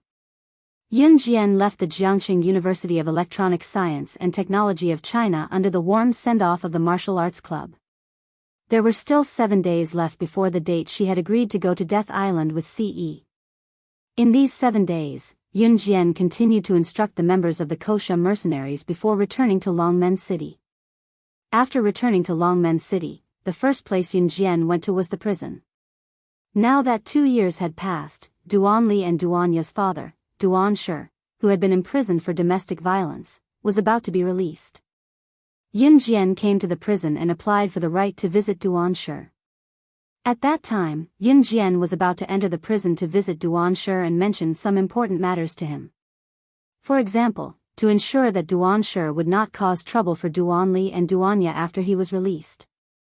Just as Yun Jian was about to enter the prison after getting permission, she saw a shadow outside the police station. She wanted to go around the figure and walk past him, but she was stopped. Yun Jian. It's you. The person who called out to Yun Jian was none other than Yun Jian's classmate back in Xinjiang town, Qingqing. Please remember the domain name of this book. Mobile reading website. Chapter 2249. Yun Jian did not stay long in Xinjiang town. She had gone to Longmen City not long after she was reborn in the town. The person who had studied in Xinjiang town for close to 3 years was not her, but the original owner of her body. However, Yun Jian could still find memories of Yi Qingqing in the original owner's memory. In her memory, this girl named Yi Qingqing was a very ordinary student in Xinjiang town. She was also a good student in the teacher's impression. She usually listened to the teachers obediently and dressed elegantly. She was a typical student with good grades and was a model student in the hearts of the teachers and parents. However, the current Yi Qingqing was a little different from the model student who was obedient and had good grades in the original owner's memory. At that time, Yi Qingqing was wearing a more Western-style clothes. Her upper body was a button-up striped shirt, which was tight on her body, and her lower body was a short black skirt. She looked like a lady from the underworld. This was a stark contrast to the obedient Yi Qingqing who didn't even dare to speak loudly in school and didn't even dare to stand up when the teacher called her name in class. People changed. No matter how obedient a person was when they were young, they would change if they encountered certain circumstances when they grew up. Compared to the innocent and naive Yi Qingqing in junior high, the current Yi Qingqing looked more charming and mature. There was also an indescribable sense of vicissitudes. Yun Jian's eyes narrowed when she saw Dai Qingqing, but she gave a nonchalant reply. Dai Qingqing grinned at Yun Jian with pursed lips. What a coincidence that we can meet here. There was a hint of vicissitudes and desolation in the smile of an old friend who had met with an unforeseen event. Right, Yun Jian, why are you here? Don't you need to go to school? Dai Qingqing asked after she was done with her question. Yun Jian was supposed to be in her senior year, but she skipped a grade and was now in her first year. After Dai Qingqing asked, Yun Jian replied, I came back for something. She didn't say anything more. After listening to Yun Jian's words, Dai Qingxing didn't feel that it was inappropriate. She smiled at Yun Jian and then began to talk about her own matters in detail. I dropped out of high school and came to Longmen City to work alone. I met my boyfriend at the place where I worked. Dai Qingxing's boyfriend was very good to her. Her boyfriend had taken care of her for 2 years when she was working, taking care of her every need. Later, Dai Qingxing was moved, so she agreed to have a real relationship with him. However, the good times did not last long. 2 days ago, Dai Qingxing and her boyfriend got off work and met a few hooligans. Those hooligans saw that Dai Qingxing was good-looking and wanted to rape Dai Qingxing in front of her boyfriend. In the end, Dai Qingxing's boyfriend accidentally stabbed one of the hooligans to death, thus protecting Dai Qingxing's innocence. At the mention of this, Dai Qingxing's eyes teared up. He went to jail because of me. The court took into account that he didn't kill on purpose and that it was self-defense, so he's going to jail for 10 years. He went to jail because of me. I'll always be by his side. Even if it's 20 years, I'll wait for him to get out.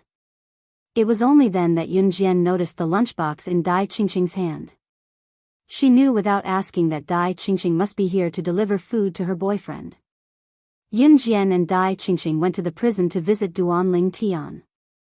Dai Qingxing even invited Yun Jian to a nearby milk tea shop for a small gathering after they were done visiting. Yun Jian agreed. The door of Duanshi's prison opened and Yun Jian walked in. Duanshi looked much more refreshed than before. After 2 years of not seeing him, Duanshi, who was no longer drinking, looked more like a human after 2 years of rehabilitation in prison. Yun Jian's sudden entrance startled Duanshi. He glared at Yun Jian and exclaimed loudly. Please remember the domain name of this book. Mobile version website. Chapter 2250. Have you forgotten? You'll be released from prison in a few days.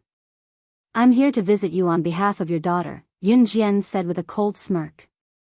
She was walking not far away from Duanshi, separated by a glass. Hearing that he was going to be released, Duanshi was stunned. Then, he suddenly laughed. Without the violent aura he had when he first entered prison, Duanshi was actually quite decent.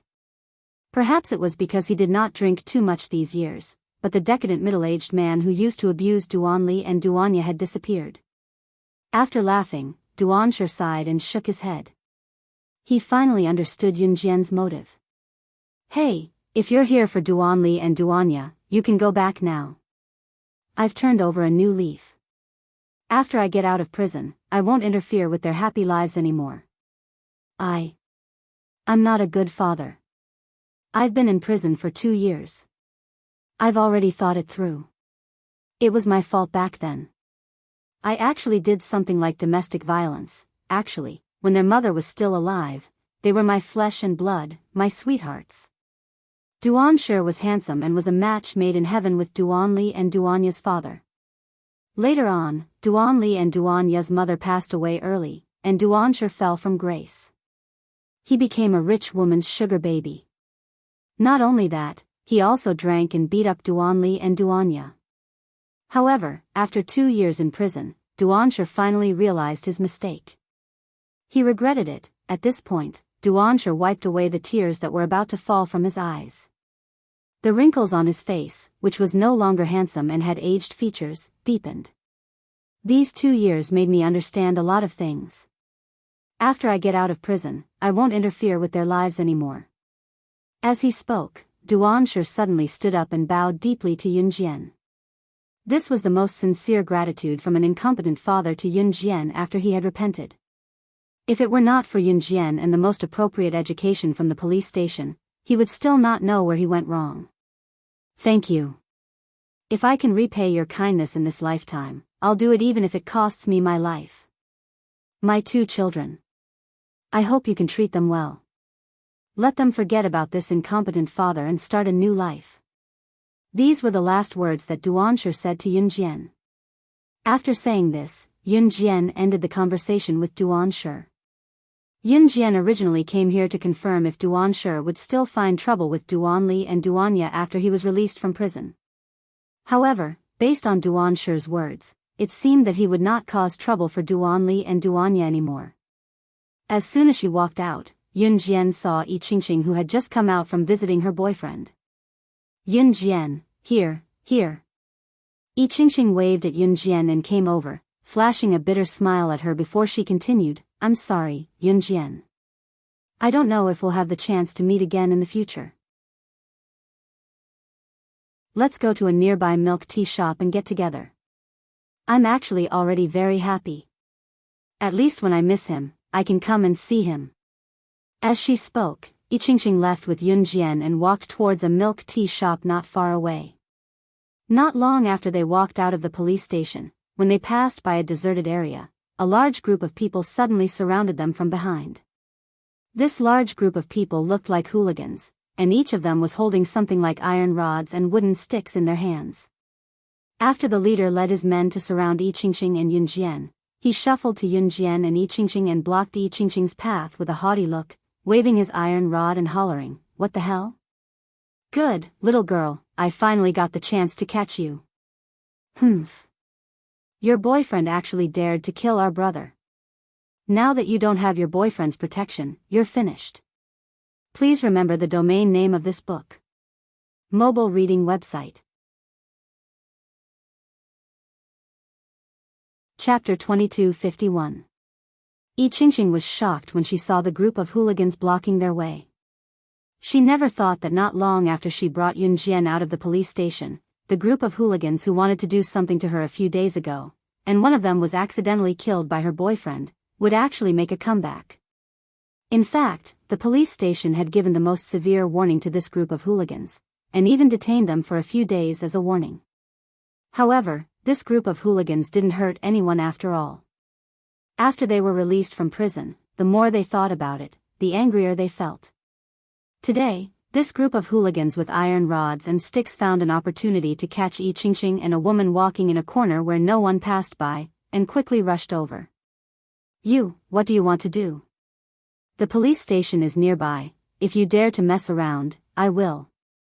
Yi Qingqing hugged her backpack and tried to scare this group of hooligans away with these words. But just as she finished speaking, the hooligan who led the group walked in front of Yi Qingqing with the iron rod.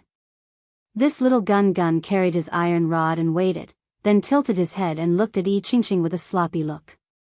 That wasn't all, he even held his iron rod and patted Yi Qingqing's cheek with the iron rod, smiling wretchedly, "Yo, you're amazing. What if I'm scared?"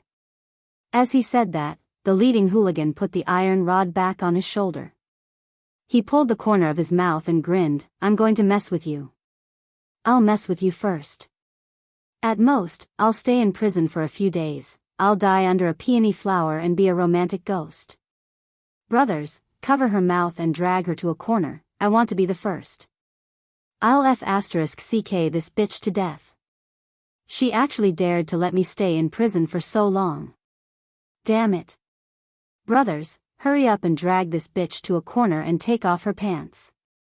Oh right, didn't you bring a camera today? Shoot. Shoot with all your might. Make her angry. Damn it." The man spat out vulgarities and threw the iron rod in his hand to the ground. He tugged at his belt and looked like he was going to be the first to humiliate Yi Qingqing. When Yi Qingqing saw this scene, she was frightened, but she desperately winked at Yun Jian, meaning that Yun Jian should quickly escape while these gangsters did not notice her and then call for help. However, contrary to what Yi Qingqing thought, Yun Jian didn't run away. Instead, she lazily walked to the side of the gangster and picked up the iron rod that the gangster threw on the ground. The leader of the hooligans was busy unbuckling his belt with a wretched look on his face.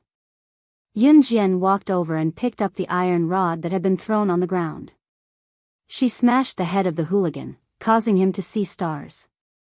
**CK, who is it? Do you want to die?" Just as the leader of the hooligans said this, he suddenly felt a chill on his neck. It turned out that Yun Jian had pressed the iron rod against his throat and looked at him with a sneer. That cold sneer made the hooligan tremble all over and his heart tremble for no reason. Just as the thug's heart skipped a beat and his expression changed, Yun Jian's clear voice that was laced with a hint of murderous intent rang abruptly. Her nonchalant and clear words caused the thug and the people standing beside him to quiver in fear. Want to die? Do you know what happened recently in Jiangxing City? Please remember the domain name of this book. Mobile reading website. Chapter 2252. Page 1/1, Translator, Endless Fantasy Translation Editor, Endless Fantasy Translation. The banquet held under the name of Rongyao Company was a global sensation. It was said that at the banquet, a young lady had faced off against an international assassin organization, Reverse Emperor, as well as over 50 experts gathered by their leader. She had killed all of them without any fear, and at the same time, wiped out the entire Reverse Emperor. No one in the underworld knew who the girl was, but after Reverse Emperor and the 50 international big shots were killed on the spot, the name of the mysterious girl became known to the public. Of course, the group of hooligans had heard of the girl's story as well. When they heard Yun Jian's words, their leader was stunned. Who are you? The hooligan who tried to grope Yi Qingqing earlier glared at Yun Jian and asked loudly. Yun Jian ignored the hooligan's question. She had already put on the invulnerable leather gloves developed by Qing Yu and raised an eyebrow. Seeing Yun Jian put on a pair of genuine leather gloves that she had taken out of nowhere, the delinquent gulped and asked, "What's wrong with you? What are you trying to do?" Before the hooligan could finish his question, Yun Jian had already put on the leather gloves, a sharp glint flashing in her eyes. In the next second, as the hooligan's jaws dropped, their mouths forming an O, Yun Jian's hands flashed and she disappeared. She was so fast that the hooligans could only feel that Yun Jian was holding something that was reflecting a sharp light. By the time the hooligans reacted, Yun Jian, who was holding the sharp object, had already flashed past them. She was so fast that she could not even be compared to the wind.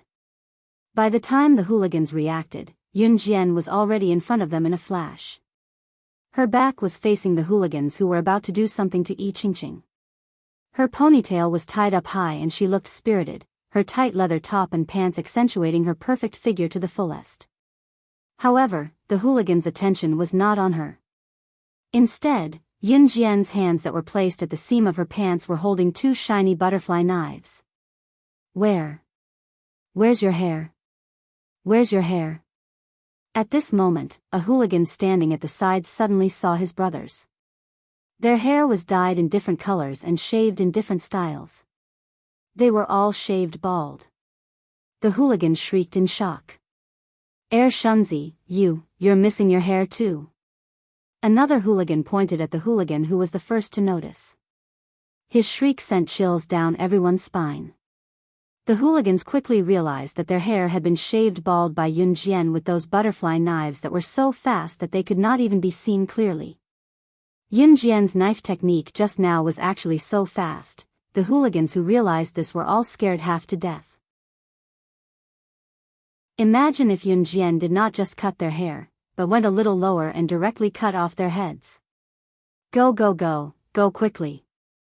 The hooligan who was the leader was so scared that his face turned green. He covered his head and did not even care about unbuckling his belt as he took the lead to run away. In the end, after just 2 steps, his pants loosened and slid down to below his knees.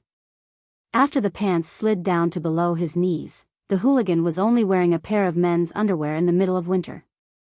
The hooligan who was the first to say that he wanted to deal with Yi Qingqing tripped on his pants and fell to the ground. But he was so scared that he did not care about the pain. After standing up, he continued to run forward madly, looking as if he had eaten dog shit. The rest of the hooligans ran after the one who led the pack. A second before they left the scene, they could even hear Yun Jian's chilling voice coming from behind them. You're right. You're right. You're wrong. You're wrong. Don't let me see you guys again. Next time, it won't be your hair that I cut, but your heads. Translator, Atlas Studios Editor, Atlas Studios. Chapter 2253. Just like the hooligans just now, they were scared out of their wits after Yun Jian spoke. Yun Jian kept her butterfly knife and said nothing more. Yi Qingqing could not help exclaiming at the sight. Nevertheless, Enchanting was not too impressed by Yunjian's skill since she had dealt with Lin Mingyu back in Xinjiang Town Junior High School. Enchanting, on the other hand, was deeply grateful to Yunjian. After a short gathering at a nearby milk tea shop, Yunjian went home and packed her luggage. She had agreed to meet Ce 7 days later, but before that, Yunjian had to go somewhere. Xiao Jian, you're going on a long trip again? Qin Yiru could not help asking when she saw Yunjian leaving the house with her backpack. Mom. Yunjian nodded. She did not say anything else. If Qin Yiru knew that her trip was extremely dangerous, Qin Yiru would definitely be worried. She might as well not say anything. Be careful then. After learning about Yunjian's identity as slaying god, Qin Yiru did not restrain Yunjian's actions anymore. When she heard Yunjian's words, she said nothing more. Yunjian nodded and left the house. After leaving home, Yunjian went straight to the airport and headed to Country S. Before she went out to sea to search for Death Island, she had something important to do. She had to confront the old pirate who was the only one who had been to Death Island back then. At the same time, in Deity Continent. It had been a few days since Gu Nianji came to Deity Continent with Li Nong. Deity Continent was huge. Gu Nianji had not seen anyone from Deity Continent even after wandering aimlessly for 3 days. At this moment, Gu Nianji reached out to wipe the sweat on her forehead. She walked and stopped to ask Li Nong with a frown, I've been gone for so long, but I haven't even seen half of the deities of your god's continent. You're not trying to lead me astray, are you? The gods of the god's continent rarely go out, Li Nong said in a serious manner. If Huang Yan was here, he would probably roll his eyes at Li Nong. What the gods of God's continent liked to do the most was to gather a large group of people together and compete with each other to see who was stronger. Li Nong had indeed deliberately led Gu Nianji to a place with fewer people. Are you serious? Then where is your home? Hurry up and take me to your place to rest. Gu Nianji was about to throw up. At first, in order to come to the God's continent, she had even let Li Nong touch her butt and take advantage of her. Just thinking about it made Gu Nianji regret it. He thought that there was something fun and delicious on the God's continent, but it turned out to be, hey, why don't you send me back? I don't want to stay on the God's continent anymore. It's not fun here. It's better to stay with Qin Yu. Gu Nianji was holding a weed that she had pulled out from somewhere. She pouted and swung the weed in her hand, walking like she would collapse on the ground from exhaustion at any moment. Li Nong said that one could not fly on the God's continent, or else there would be serious consequences. Gu Nianji really walked behind Li Nong for 3 days and 3 nights, but they still could not get out of this godforsaken place. At this moment, both of them were walking in a boundless forest. Gu Nianji walked forward unsteadily, sighing. However, just as Gu Nianji lowered her head aimlessly, swinging the weed in her hand and walking forward lazily with a pout, she bumped into Li Nong, who had suddenly stopped walking in front of her.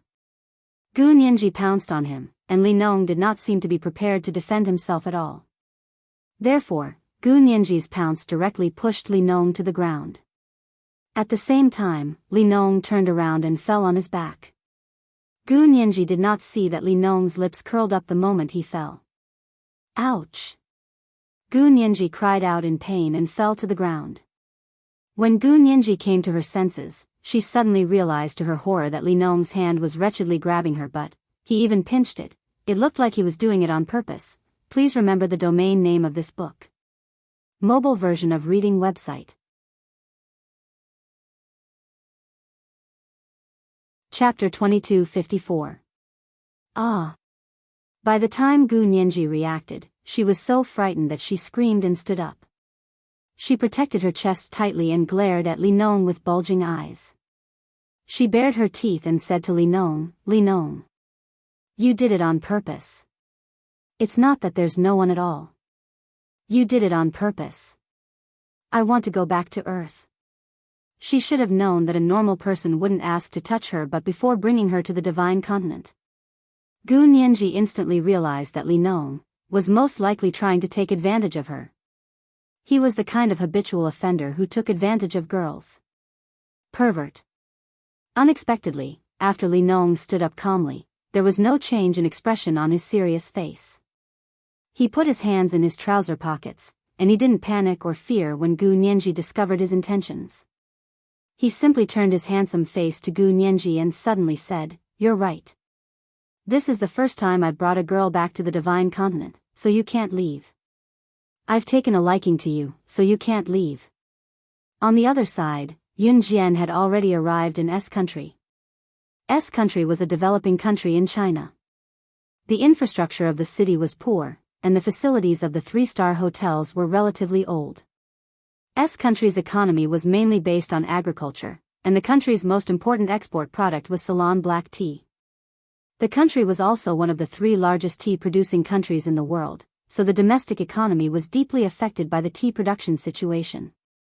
Of course, there were also some people in S country who relied on fishing for a living. S country was a country on the Indian Ocean plate, and the only old pirate who had been to the Death Island was from S country. The old pirate was now living in a mental hospital. Because he had suffered a great shock back then, he had become crazy.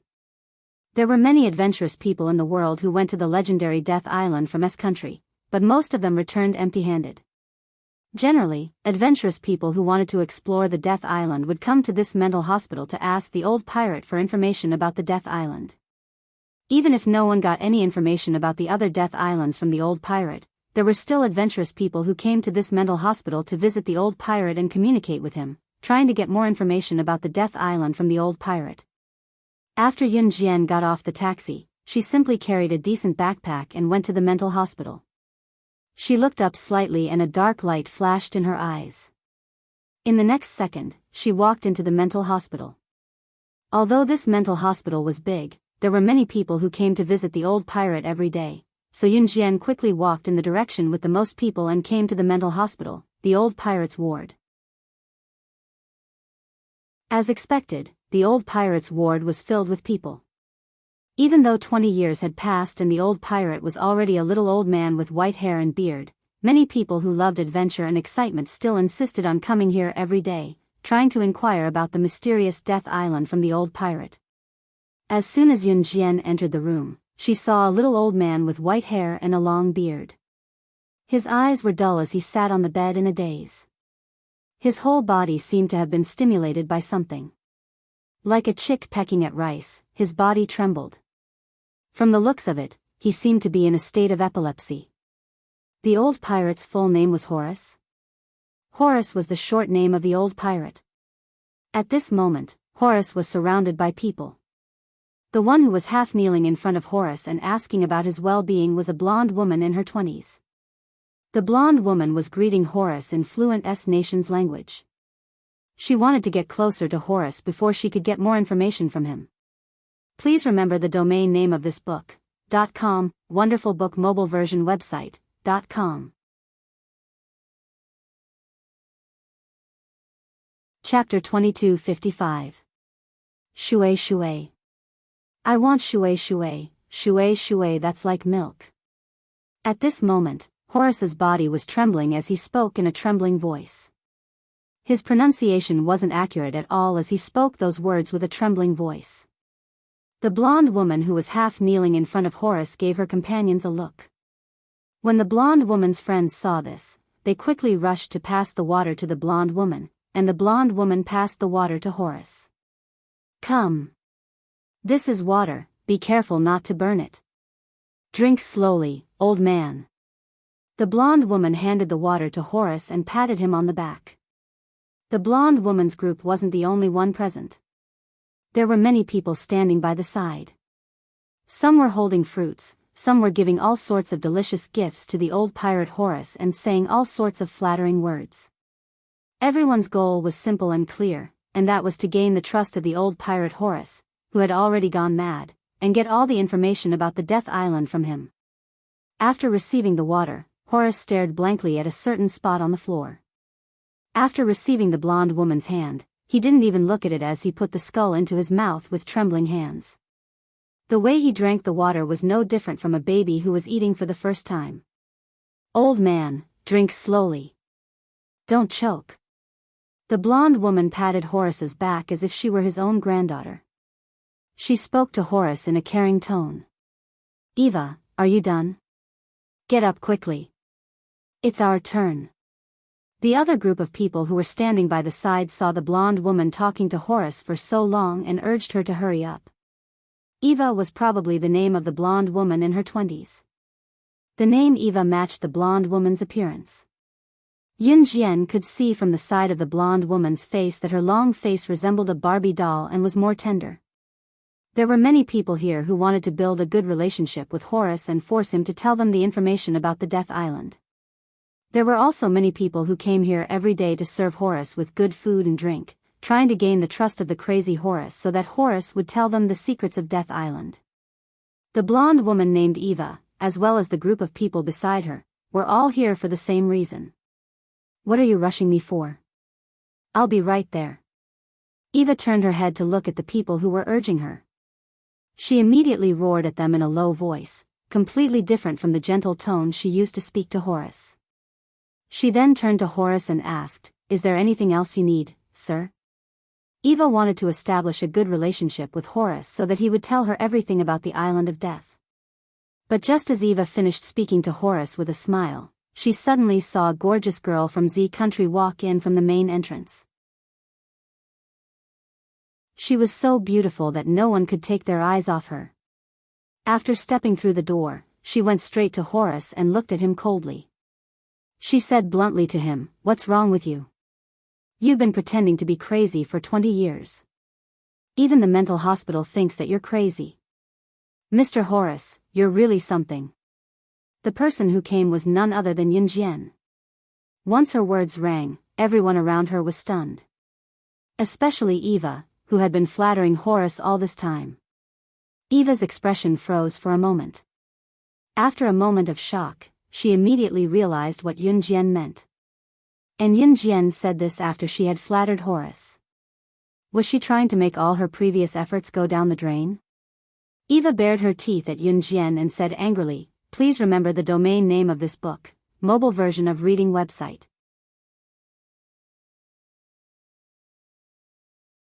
Chapter 2256. Translator, Endless Fantasy Translation Editor, Endless Fantasy Translation, page 1/1.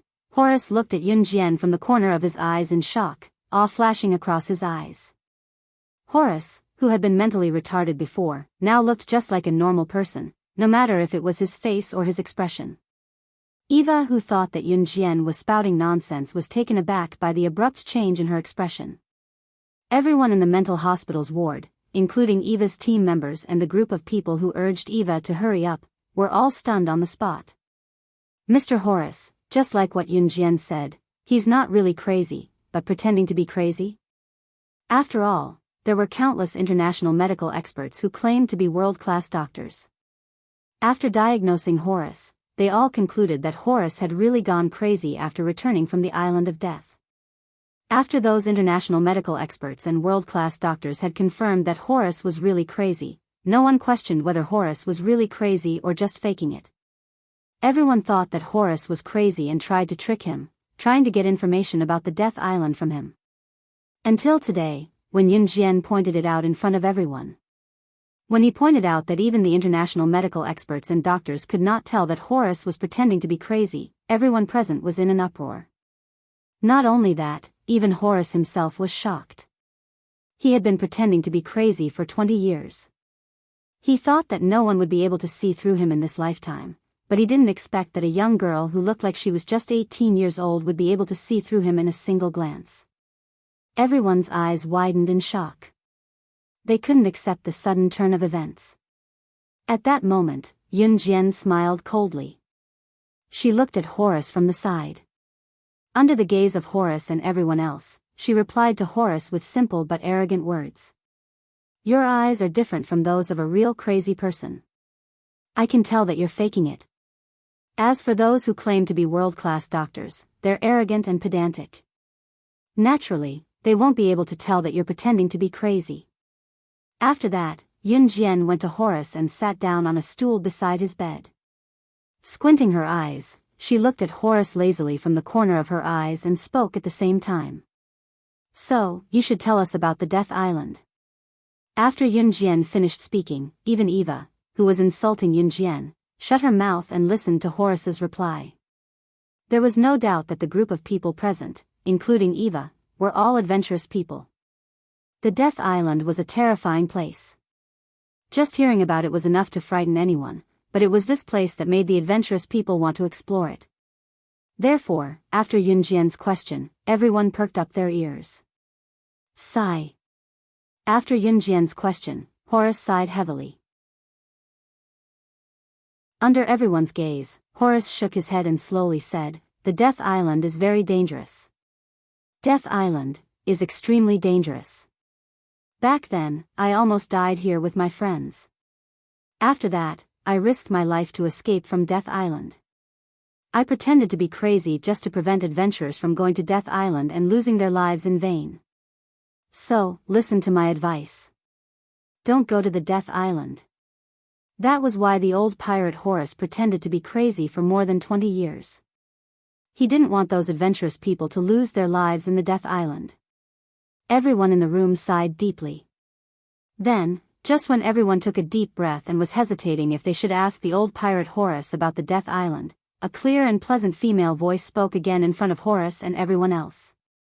"So, you're planning to let your old friends die in vain on the Death Island? You don't want to remember the past and find a chance to avenge them?" Translator, Atlas Studios Editor, Atlas Studios. Chapter 2257. Translator, Endless Fantasy Translation Editor, Endless Fantasy Translation, page 1/1. When Yunjian finished her words, Eva and the others were stunned. What revenge? Could it be that when Mr. Horace and his friends accidentally entered Death Island, Mr. Horace and his friends lost their lives on Death Island, because of someone? Eva was the first to react. She was stunned for a moment, and she was shocked. As soon as she said this, Eva suddenly felt that something was wrong. No, Mr. Horace has been pretending to be a fool for 20 years. He shouldn't have told anyone about what happened on Death Island. How did you know? You're saying that Mr. Horace's friends died on Death Island? Revenge?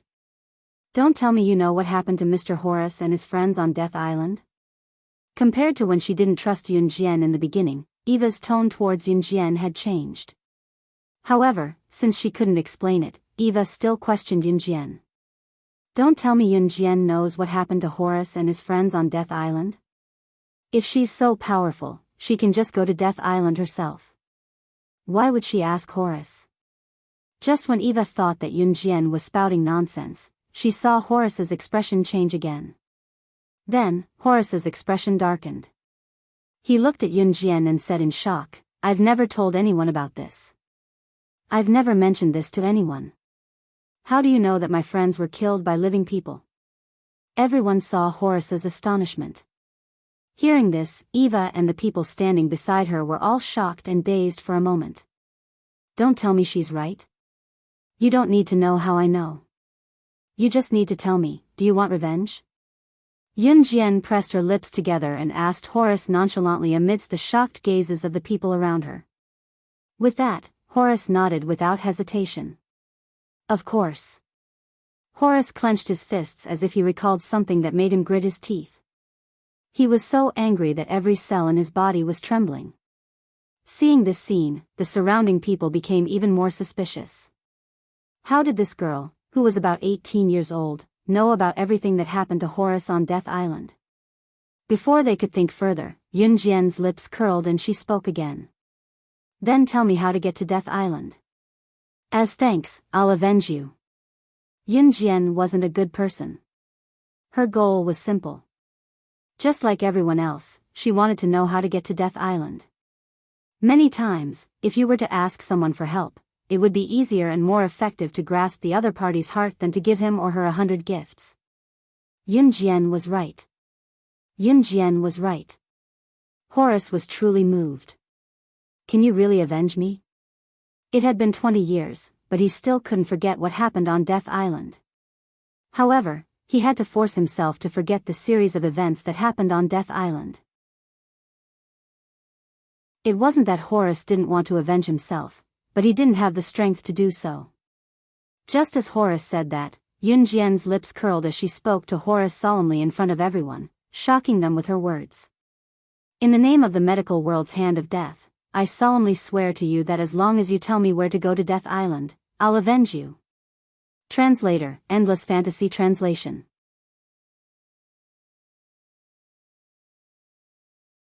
Chapter 2258. Translator, Endless Fantasy Translation Editor, Endless Fantasy Translation Translator, Endless Fantasy Translation Editor, Endless Fantasy Translation. Although Yunjian wasn't a good person, she had never once made a promise to anyone. You're the hand of death. Just as Yunjian's words left her mouth, Eva and the group of people beside her were all shocked, as they screamed out in shock. The hand of death of the medical world. No wonder. No wonder you could tell that I was acting crazy, so you're the hand of death of the medical world. The legendary hand of the Grim Reaper that can even save the dead and bring them back to life. When Horace heard Yunjian's words, he was so shocked that his face changed. As he looked at Yunjian with disbelief, his pupils constricted, his back straightened, as he was filled with fear. So this little girl who looks like she just came of age, is actually the internationally renowned hand of death. Oh my God, what's wrong with this world? Is this a fantasy? One of the foreign lads in Eva's team, who was in his 20s with chestnut-colored hair, grabbed his head, as he looked at Yunjian in shock, as he screamed out in shock. This foreign lad with chestnut-colored hair was in the same team as Eva, and his name was Jia Wei. Jia Wei's looks were considered extremely handsome in the eyes of the foreigners. When Jia Wei heard Yunjian's words, he was so shocked that his face changed, as though he didn't believe Yunjian's words at all. After all, Yunjian was only 18 years old, and her looks were extremely youthful, and she was prettier than any other girl of her age. Such a beautiful girl would only make others think that she was a university student, an ordinary girl full of youthful energy. But who could tell them that she was actually the internationally renowned hand of death, the one who could save lives from the hands of the Grim Reaper, the strongest woman in the medical world? Whether it was the medical world or the underworld, there was no one who didn't know of her. And such an existence was actually just a young girl? Even so, no one present did not believe Yunjian's words. When everyone came to their senses, Horace took the lead and spoke calmly to Yunjian. I believe you. I'll tell you how to get to Death Island. 20 years ago, Horace was still a wandering pirate sailing the seas with his old friends. Once, when they were at sea, they accidentally picked up a bottle. That bottle was very strange. Not only did it contain a small piece of paper, it also contained a sky blue necklace. That sky blue necklace was very beautiful, so beautiful that it made people forget to breathe. It was also very strange. There was only one simple sentence written on the small note. Holding the necklace in his hand, he boarded the boat and entered Death Island. That necklace is the key to leading us to the Death Island. Although it's very mystical, as long as you can find that necklace and go out to sea, the necklace will lead you to the Death Island. As Horace spoke, he frowned slightly, as if he was recalling a terrifying incident. He clutched his head with both hands. You know where the necklace is. This sentence, Yunjian did not use a question, but a statement. Hearing Yunjian's words, Horace frowned slightly. In the next second, Horace loosened his frown. He smoothed out his wrinkled brows and secretly heaved a sigh of relief. Then, he continued to speak. Yes, it's in France's Paris Museum. If you want to go to Death Island, you must obtain it. Speaking until here, Horace pondered for 2 seconds and suggested to everyone. With your abilities, you shouldn't be able to retrieve that sky blue necklace from France's Paris Museum. France's Paris Museum of Natural History is heavily guarded. If an ordinary person wants to steal the necklace, it would be harder than ascending to the heavens. Perhaps you can use your computer to enter the page of an international assassin website and place a bounty on that international assassin website to request the help of an international assassin. Top reading website, M.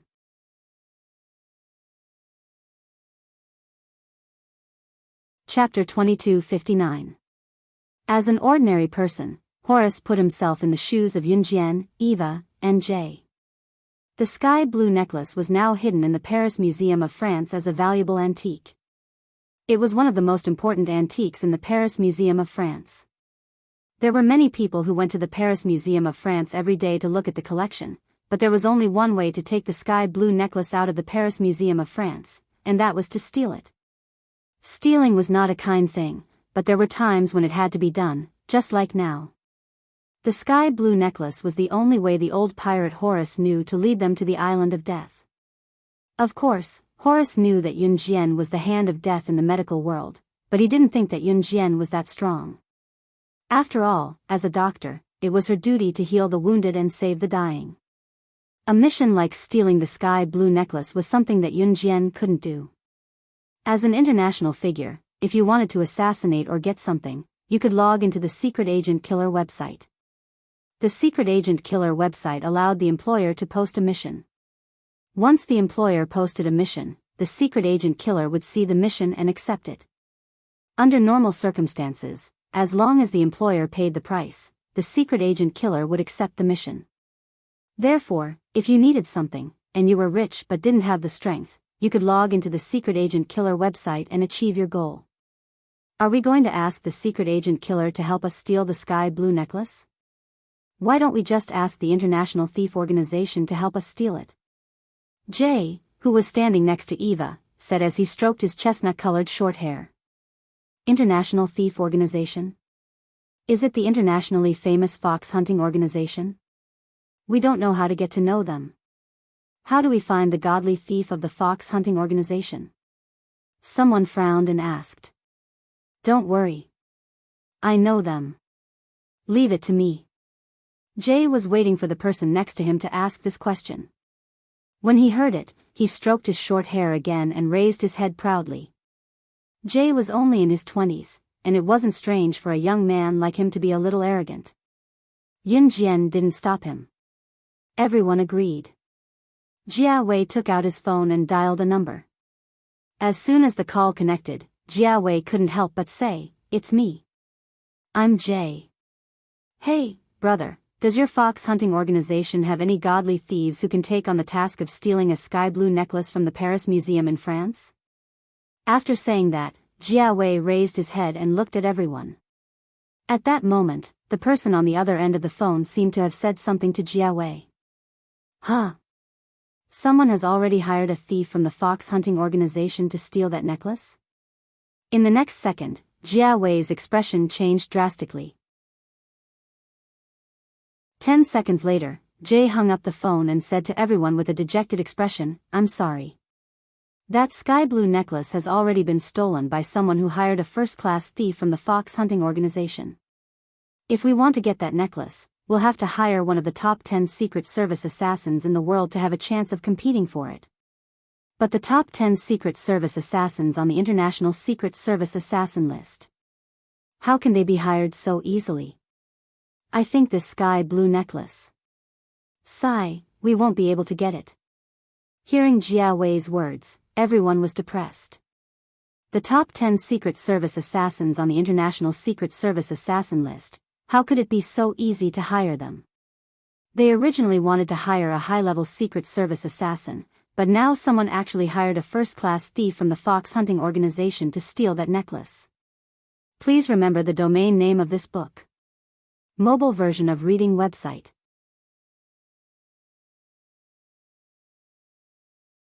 Chapter 2260. Page 1/1. The Fox Hunting Organization was an international organization of thieves. Compared to the Kosha mercenaries and the Enhun organization, the Fox Hunting Organization only accepted theft missions. Moreover, the Fox Hunting Organization had a success rate of 90%. This was a very amazing success rate. With such a high success rate, it could even be compared to the top 10 International Secret Service assassins. Of course, the Fox Hunting Organization was only good at stealing. As for some protection and assassination missions, the thieves of the Fox Hunting Organization would not accept them. The godly thieves in the Fox Hunting Organization were also divided into different levels. The Fox Hunting Organization divided the godly thieves into 6 levels: Level 1, Level 2, Level 3, Level 4, Level 5, and Level 6. Level 1 Godly Thief was the strongest godly thief in the fox hunting organization. There were only 10 people in the fox hunting organization who could be listed as the strongest godly thief in the organization. At that time, Peter was a Level 1 godly thief in the fox hunting organization. Therefore, a talent like Peter signed a 10-year contract with the fox hunting organization. If Yun Jian did not appear, the fox hunting organization would definitely not agree to let him go. Now that Peter had left the fox hunting organization, the number of Level 1 godly thieves in the fox hunting organization had increased to 9. Although there were only 9 Level 1 godly thieves in the fox hunting organization, each of them was a world-class godly thief. Their standard of stealing was indescribable. It was rumored in the underworld that if the Level 1 godly thief of the fox hunting organization were to take action, only those who hired the top 10 international Secret Service assassins would have a chance to compete with him. Take note, there is only this possibility to fight for it. After all, the Level 1 godly thief of the fox hunting organization specialized in this line of work. His ability to steal was so good that even the top 10 assassins on the International Secret Service assassin list might not be a match for him. Unless slaying God, the number 1 secret agent on the International Secret Agent ranking, was involved. Of course, how could that be possible? Therefore, when Yun Jian said those words, it was easy to imagine how shocked everyone was. A mere Level 1 godly thief from the fox hunting organization? The Level 1 godly thief of the fox hunting organization. Only those in the top 10 on the International Secret Service assassin list could match up to him. Although you're the hand of death, you're just a doctor. Don't tell me you have the strength to fight against the Level 1 godly thief of the fox hunting organization. The one who spoke was Jia Wei. Jia Wei was proud to know the godly thief of the fox hunting organization. Now that he heard Yun Jian's words, he felt a little displeased. Even if she was the hand of death, no matter how powerful she was, wasn't she still just a scalpel? Could it be that he was strong enough to fight against the fox hunting organization and the godly thief? Jia Wei is right. You may be the hand of death, but you don't have the ability to fight against a Level 1 godly thief from the fox hunting organization. If we can't get one of the top 10 international assassins to help us, we can forget about getting this sky blue necklace. If we robbed the sky blue necklace from the Paris Museum of Country F by ourselves, we might not even be able to enter the Paris Museum of Country F. That's right. Zhang Lixing said. After hearing Jay's words, Eva also stood up and said something. As they spoke, Eva expressed her disapproval of Yun Jian as well. The old pirate Horace shook his head. He knew that this plan would not work. When Horace was about to persuade Yun Jian to give up on going to Death Island, he suddenly saw Yun Jian lift up the corner of her long shirt. Without even looking, she coldly took out an M1911 pistol from her waist. Her other hand took out a few bullets and skillfully loaded them in front of everyone. In just 3 seconds, Yun Jian had completed the series of actions with ease before she pointed the gun at Jia Wei. As everyone looked at her in shock, she spoke with a smirk, "You're right, Jia Wei. A doctor can also kill. Since I have my eyes on this necklace, no one in this world can get it before me, unless that person is a dead person." Translator, Henyi Translations Editor, Henyi Translations.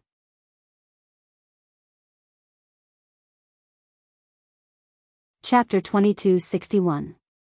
Lin Wei had wanted to give Yi Ling more time to accept everything, but it seemed like there was no need for that now. It was late at night. Yi Ling's moans only stopped when dawn came. This was a world that only belonged to the two of them. With you and me, there was no room for a third person.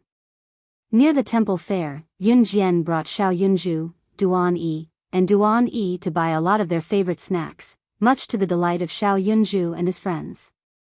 "Jijia is the best," Xiao Yunju exclaimed as he munched on a sugar-coated hawthorn. 10 seconds later, however, when Ce bought a big bag of lollipops for Xiao Yunju, Duan Yi, and Duan Yi, Xiao Yunju corrected himself. "Ce Gij is the best. Ce Gij is the best in the world." Yun Jian was rendered speechless. Suddenly, Duanli pointed at a group of children who were about the same age as Xiao Yunju and Duanli and told Xiao Yunju, "Xiao Zhu, look, those are our classmates. It's them." Xiao Yunju's eyes lit up at Duanli's words. In the next second, he went to Yunjian with a bag of lollipops and pushed Yunjian gently into Ci's arms. "Ce, Gidge. We're taking the lollipops. We're going to play with our classmates. Jie will give them to you." As he spoke, Yunju dragged Duanli and Duanya away. Yunjian, on the other hand, blushed when Xiao Yunju pulled her into Ci's arms. Ci's lips curled up at that. He held Yunjian's hand smoothly and pulled Yunjian's back against his chest, placing her hand somewhere indescribable. Then, he bent down and pressed his head against her hair, taking a whiff of its fragrance and said suddenly, "Xiao Jian, you smell so good." Yunjian's cheeks became slightly moist when she heard that. The fireworks show has begun. Those who came to see the fireworks, hurry to the bridgehead in front to see the fireworks. You can see the fireworks from the bridgehead in front. The big boss spent 200,000 yuan to donate the fireworks event, and it only lasted for half an hour. Everyone, hurry up.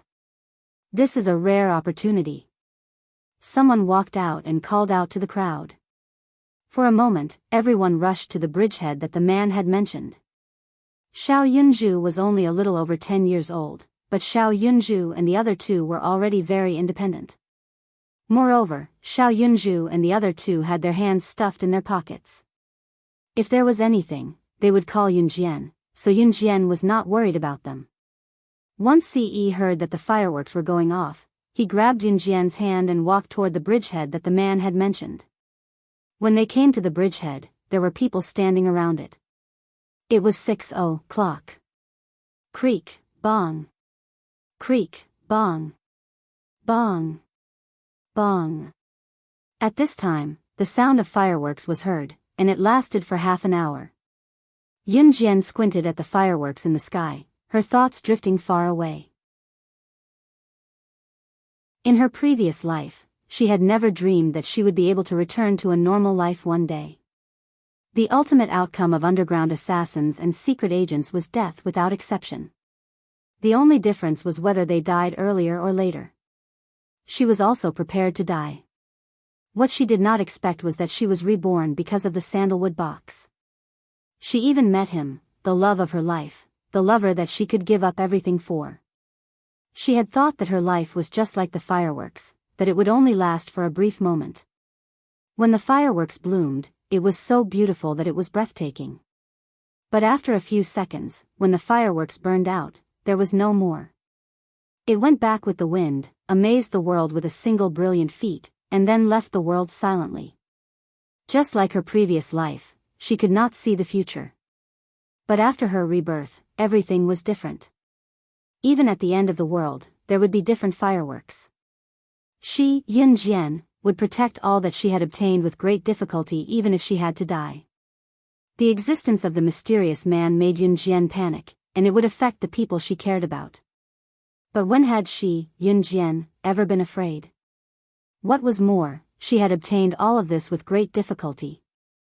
How could she not dare to move forward because of a mysterious man? Yunjian would kill whoever stood in her way, no matter if it was a god or a demon. When the fireworks show ended, everyone was almost gone. The bridge, which had been bustling with noise and excitement, was now deserted. Under the bridge where no one could see, Ce put his slender arm behind Yunjian's head as a pillow. His handsome lips tightly grasped the little mouth that made him want to touch her all the time. Yunjian also put her arms around Ce's neck and responded to his kiss. Just when the two were kissing and forgot about each other, an auntie who was sweeping the floor near the bridge suddenly saw the duo under the bridge. She looked like she had seen something terrifying as she sprung up in shock and pointed at the duo, shouting for help around her. "You're right. You're right. You're right. Oh, my God, they are acting like hooligans in broad daylight. Come on, there is a wretched man who is going to rape the little girl."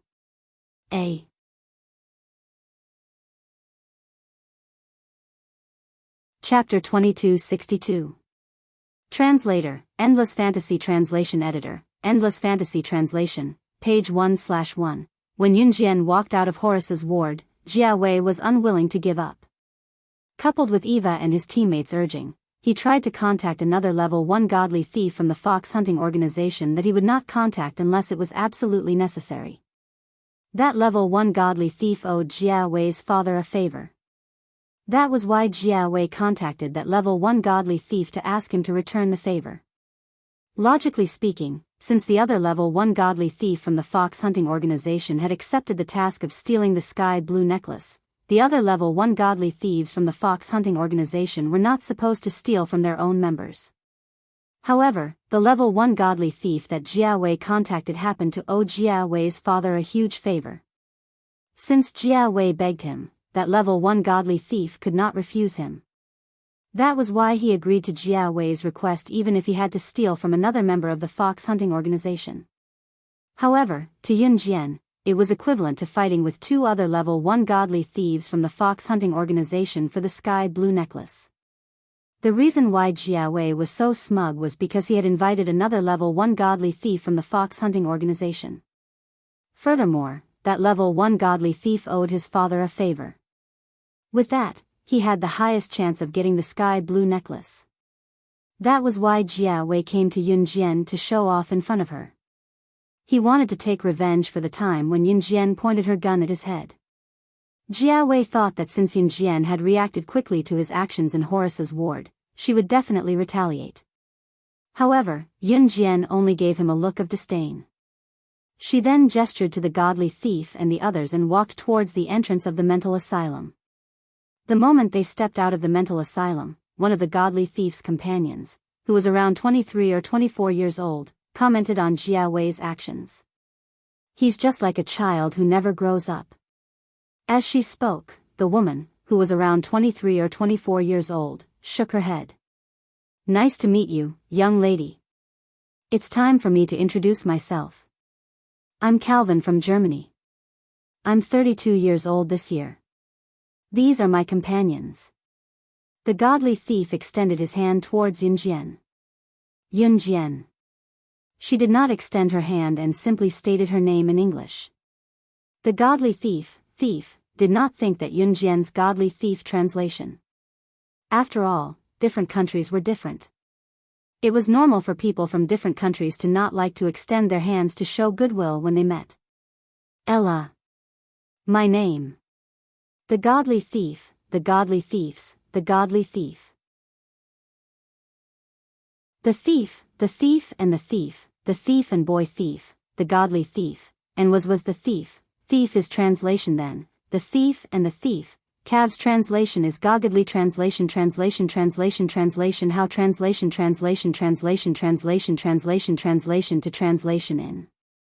They didn't talk much and arrived at the Paris Museum in France as quickly as possible. The night of the stars ye the night. It 3 in dawn.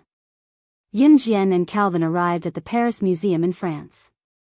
As soon as he arrived at the Paris Museum in France, he saw a group of people using computers to connect a line and fiddling with something at the entrance of the museum. Looking closely, wasn't this group of people led by Jay and Eva? Among the group of people led by Jay and Eva, there was a very muscular man. Needless to say, this robust man must be a level 1 godly thief from the fox hunting organization. This group of people was using a computer to connect to the Paris Museum in France. They were using the computer to operate something. Their purpose was obvious. They were trying to cut off all the power gates in the Paris Museum. Top reading website, M.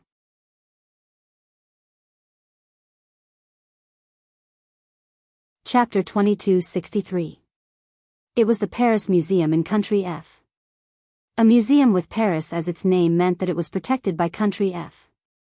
There were a lot of cultural relics in the museum, so there were a lot of tourists and many staff members in the museum during the day. At night, when the staff members were asleep, there would be a lot of people patrolling the museum, but there weren't many of them. That was because there were cameras installed everywhere in the Paris Museum.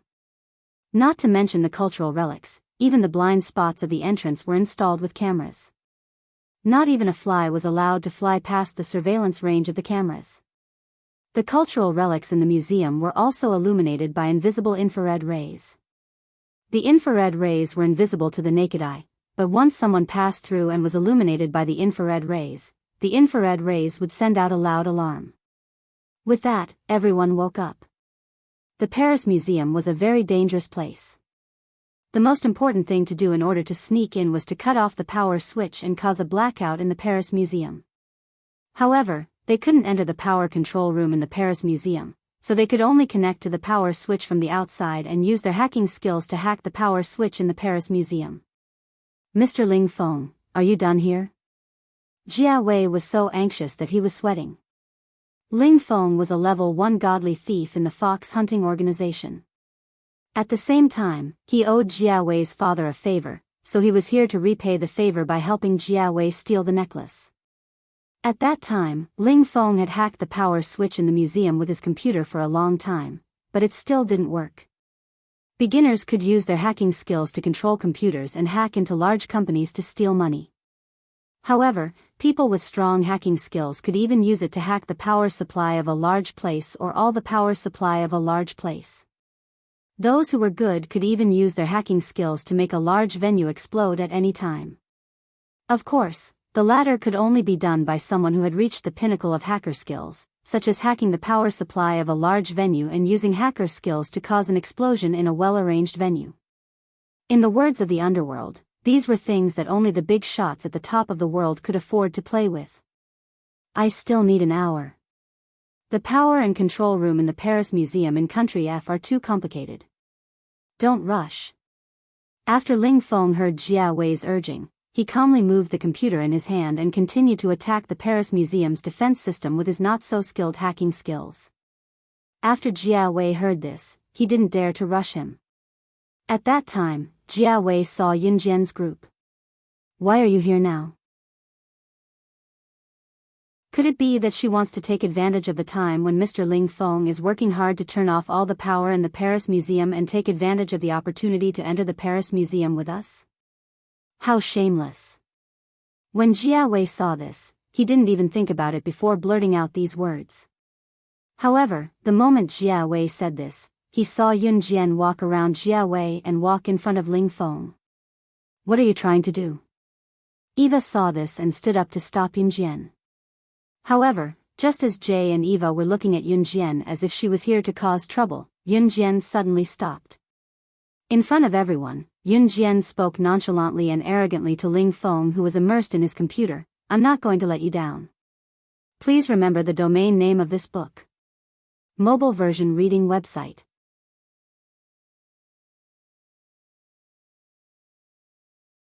Chapter 2264.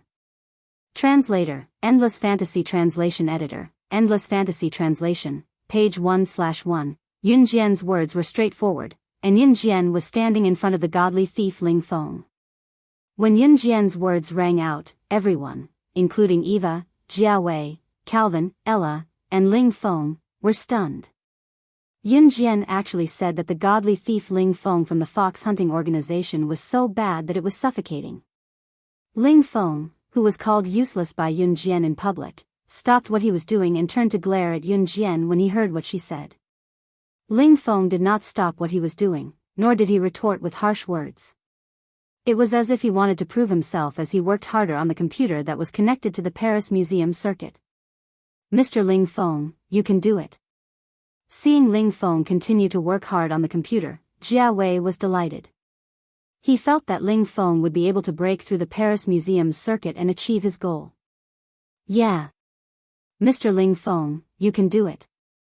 After Eva heard Jia Wei's words, she raised her hands and stood behind Ling Feng, cheering him on. At that moment, Jia Wei, Eva, and the others had placed all their hopes on Ling Feng. Yunjian also stood behind Ling Feng with her arms crossed. Ling Feng from the fox hunting organization was a man of few words, but if someone provoked him with words, he would not retaliate. Instead, he would use violent actions to prove himself. This was the personality trait of the fox hunting organization's godly thief Ling Feng. In the underworld, anyone who had the slightest connection with Yunjian's identity as a special agent, Yun Jian knew the person's identity like the back of her hand. Identity, gender, personality, weapon, and so on. Yun Jian had purposely provoked Ling Feng with her words. As expected, Yun Jian's words had provoked Ling Feng to work even faster on the computer. No, I still need at least 45 minutes to cut off all the circuit gates in the museum. By the time I cut off all the circuit gates, Gue Ling would have already snuck into the museum and stolen the necklace. Ling Feng said as he continued to fiddle with the computer. If one took a closer look, they would be able to see that when Ling Feng said this, there was a thin layer of sweat on his forehead. Gue Ling must be the other godly thief from the fox hunting organization. At the same time, he must be the fox hunting organization's job and the godly thief who wanted to infiltrate the Paris Museum to steal the necklace. The power in the museum's art translation, Mr. Ling Feng. How is the other godly thief from the fox hunting organization going to enter the museum and steal the necklace before us? Mr. Ling Feng? Jia Wei heard Ling when he heard Ling's words, Ling Feng's words. Not everyone like you guys. Translation, not everyone is the fox hunting organization, not to translation. Yun Jian translation, just, is Ling? Translation, Ling Feng translation, of Jia Wei and the others were stunned when they heard Yun Jian's words. At the same time, Yun Jian was already standing beside Ling Feng. She looked at Ling Feng's computer skills and didn't stop him. Instead, she pursed her red lips and spoke. The words that came out of her mouth caused Ling Feng's pupils to shrink. Jia Wei, Eva, Calvin, Ella, and the others' eyes darkened. They were shocked that she had such a thorough understanding of the personalities and strengths of the fox hunting organization's level 1 godly thieves. The fox hunting organization's level 1 godly thief, Gue Ling, is good at hiding and moving like a ghost. His only flaw is that he is not strong enough to fight a strong opponent head-on. So, no matter how many cameras are installed inside and outside the museum, he can easily avoid them. The fox hunting organization's level 1 godly thief, Ling Feng, is good at fighting head-on. He is strong and knows a little about hacking, but his biggest weakness is that he can't hide under all the surveillance cameras. He is only suitable for head-on battles. So, we must cut off the power in the museum and cut off all the surveillance cameras in order to successfully sneak into the museum. Ling Feng, is what I said, correct? Translator, Tim. Editor, Tim.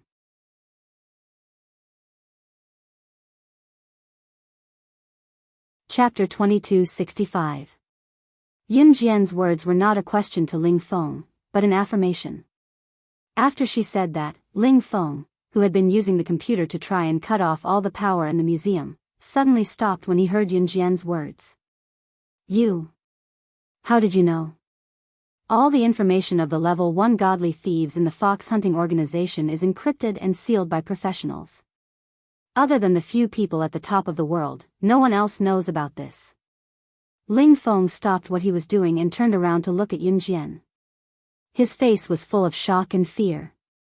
All the information of the level 1 godly thieves in the fox hunting organization was encrypted and sealed. Normal people would not be able to find out what the level 1 godly thieves in the fox hunting organization were good at and what their weaknesses were. As a person in the underworld, the last thing they should do was to expose their weaknesses to others. Therefore, the fox hunting organization valued the information of the godly thieves in the organization. Once their weaknesses were exposed to the enemy, they would most likely die. Therefore, Ling Feng had just buried his head in the computer and did not mention why the level 1 godly thief in the same organization, Gue Ling, was able to sneak into the Paris Museum. However, he did not mention that he was going to sneak into the Paris Museum like Gue Ling to take back the necklace. This involved Ling Feng's and Gue Ling's weaknesses. After all, Ling Feng and Gue Ling were godly thieves in the same organization. If the two of them exposed each other's weaknesses, it would not benefit either of them. Yun Jian had pointed out all of Gue Ling's and Gue Ling's strengths and weaknesses so accurately. This gave Ling Feng a great shock. It was as if he was naked in front of Yun Jian. This feeling made Ling Feng terrified. Mr. Ling Feng, I think she's purposely messing with your thoughts. Just ignore her. She wants to use your hands to reap the benefits. You can't let her have her way. Seeing that Ling Feng was shocked by Yun Jian's words, Jia Wei, Eva, and the others were also shocked. However, after regaining his senses, Jia Wei thought about it again. Just a moment ago, Yun Jian was acting so powerful and even said things like asking the useless Ling Feng to move aside. In the end, she didn't have any ability at all. She was deliberately pretending to know when she didn't know so that Ling Feng would think that she really knew. After Ling Feng successfully turned off all the electricity in the museum, he brought them into the museum. Then, while Ling Feng was fighting with Gui Ling, he snatched the sky blue necklace before Ling Feng could. After saying that to Ling Feng, Jia Wei turned to Yun Jian and bared his teeth at Yun Jian. I'm telling you, I'm the one who invited Mr. Ling Feng here. When Mr. Ling Feng cuts off all the electricity in the museum, don't even think about going in with us. When Jia Wei said this to Yun Jian, he said it in a fierce tone. When Yun Jian heard Jia Wei's words, she sneered. It's time. Just as Jia Wei was waiting to see what Yun Jian would say to refute him, Yun Jian suddenly spoke up. What? What do you mean by that? Jia Wei was dumbfounded when he heard that. In the next second, Yun Jian took off her thick down jacket in front of everyone and handed it over to AI Law. After taking off the thick down jacket, everyone saw that Yun Jian was only wearing a black tights and a pair of black leather pants. The black leather pants had 2 butterfly knives strapped to her thighs. 2 silver pistols were strapped to her waist and an eagle claw was strapped to her back. In an instant, she changed from a teenage girl to a secret agent assassin. Jay, Eva, Calvin, and the others couldn't help but be stunned when they saw this scene. Before anyone could react, Yun Jian leaped to the thick and tall wall almost within a second, barely avoiding the danger line. Before she left Jia Wei and the others with a soundless message that made Jia Wei puke blood in exasperation. Oh right, I forgot to mention that I'm best at concealment. Surveillance cameras have no effect on me, so I'll be leaving first. Please remember the domain name of this book. Mobile reading website.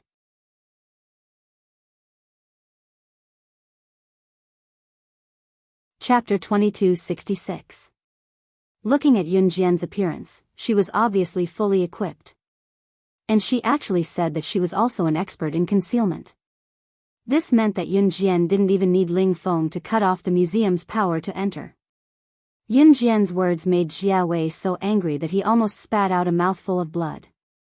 One must know that Jia Wei had been bragging about how Ling Feng could cut off all the power in the museum. But Yun Jian actually had the ability to avoid all the surveillance cameras in the museum. This meant that Yun Jian didn't even need Ling Feng to cut off the museum's power. And at that time, Yun Jian flashed into the museum after saying those words and disappeared in front of everyone's eyes. Her speed was so fast that even Jia Wei, who had always been unhappy with Yun Jian, was astonished. Who is that little girl? She can actually avoid all the surveillance cameras like Gui Ling. Just as Yun Jian disappeared in front of everyone's eyes, Ling Feng said in a shocking tone. She is. Eva was just about to say that Yun Jian was the hand of death in the medical world. But before she could finish, Jia Wei elbowed her harshly. Jay glared fiercely at Eva, then spoke in a somewhat displeased tone. She's just an ordinary university student. Who could she be? Jia Wei said in a very unhappy tone. Obviously, Jia Wei was very dissatisfied with Yun Jian's identity as the hand of death. The legendary hand of death in China was actually someone like Yun Jian. This made Jia Wei unwilling to accept it and didn't want to believe it. Just as Jia Wei finished speaking, Ling Feng's incomparably shocked voice suddenly rang out, making Jia Wei, Eva, Text, Ella, and everyone else present suddenly tremble after hearing it. That's really incredible. Gui Ling's concealment, avoiding cameras and infrared rays is the strongest among the level 1 godly thieves in the fox hunting organization. Who is that girl? She actually has the same ability as the strongest level 1 godly thief in the fox hunting organization, Jia Wei. At that moment, Yun Jian had already avoided layers and layers of 360-degree surveillance cameras in the Paris Museum and quickly arrived at the outside of the Paris Museum. The Paris Museum was indeed an international museum. The surveillance cameras at night were installed. Even a fly would have a hard time flying past its range. But this wasn't a problem for her. Yun Jian was currently leaning against the wall of the Paris Museum. She was looking at the window on the third floor of the Paris Museum. After gauging the height, Yun Jian took out the prepared eagle claw from her waist and held it in her hand. The eagle claw seemed to have a life of its own as she lightly swung it to hook the claw onto the window on the third floor. She tugged on the rope that held her talon tightly. After making sure that the talon had hooked onto the edge of the window on the third floor, she turned sideways and stepped on the wall. It took her less than 3 seconds to make her way to the window on the third floor. He took out the iron wire that he had prepared beforehand from his hair and inserted it into the lock of the window on the third floor. With a gentle tug, the window opened.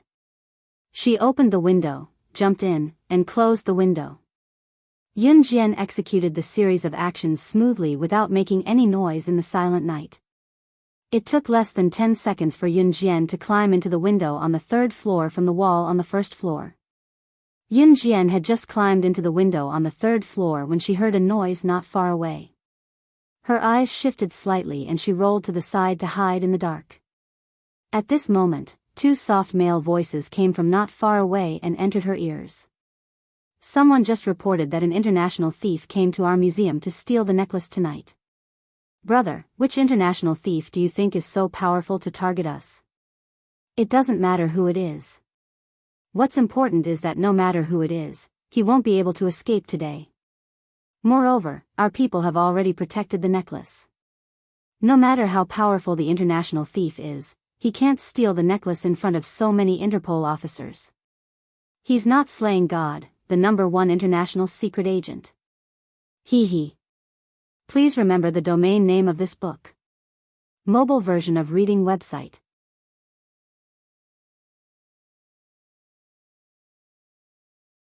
Chapter 2267.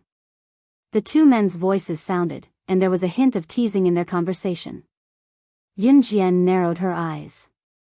Someone reported that an international thief had come to the museum tonight to steal the necklace? In other words, the necklace has been completely guarded by the Interpol? This would be a fatal blow to any international thief. However, after Yun Jian heard this, her eyes narrowed even more.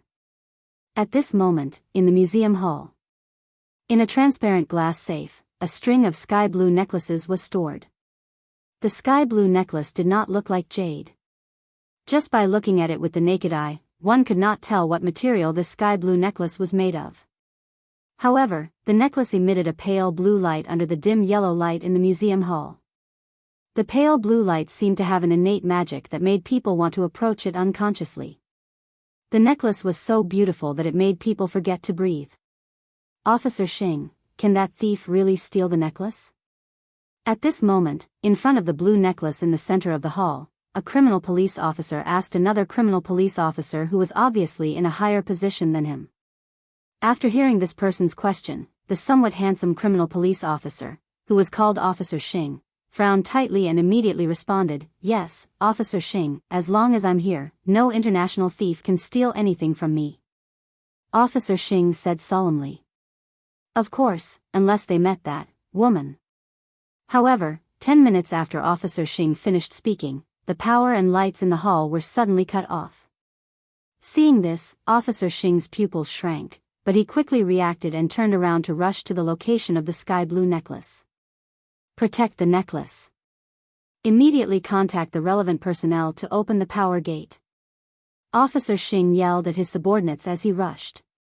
However, just as he said this, Officer Xing suddenly noticed a figure flash behind the transparent glass safe where the necklace was locked. Stop! Officer Xing rushed forward, trying to stop the other party. But before he could catch up, the figure that suddenly flashed by had already disappeared in front of everyone. Damn it! He got away. Officer Xing saw this and did not chase after him. Fortunately, the necklace was not stolen. Officer Xing heaved a sigh of relief. He thought that the thief could not steal the necklace, so he gave up on it and left. After all, to steal the necklace under everyone's nose, it only took 3 seconds. In this world, no one could do this. And he knew a person who could do this. However, that person, that woman, should not be here to steal the necklace tonight. Just as Officer Xing was thinking this, he suddenly heard his subordinates behind him shout in a terrified voice, "Xing, Officer Xing, that necklace, has been stolen." Yun Jian left the Paris Museum with light steps.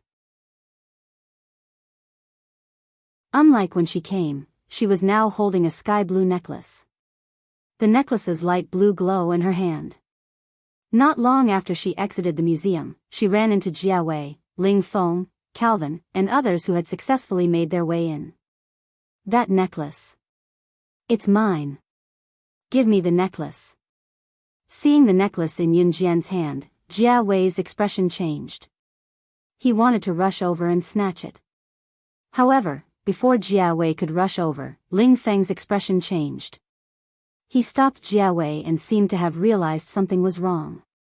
At the same time, Yun Jian lifted the necklace and waved it in front of Jia Wei. "Even if I give you the necklace, you won't be able to take it out of the Paris Museum." Yun Jian's words were ambiguous. Hearing this, Jia Wei's expression changed. "What do you mean?" However, just as Jia Wei finished speaking, a large group of Interpol walked over and surrounded Yun Jian, Ling Feng, and the others. Officer Xing, who was guarding the necklace in the museum's lobby, led a group of subordinates and calmly walked over to them. At the same time, beside Officer Xing was a young man in his late 20s. The young man wore a mask and was tall and thin. When Officer Xing and the young man arrived, Ling Feng's expression changed drastically. "Gui Ling, you." Ling Feng looked at the young man beside Officer Xing and his pupils constricted. Please remember the domain name of this book. Mobile reading website.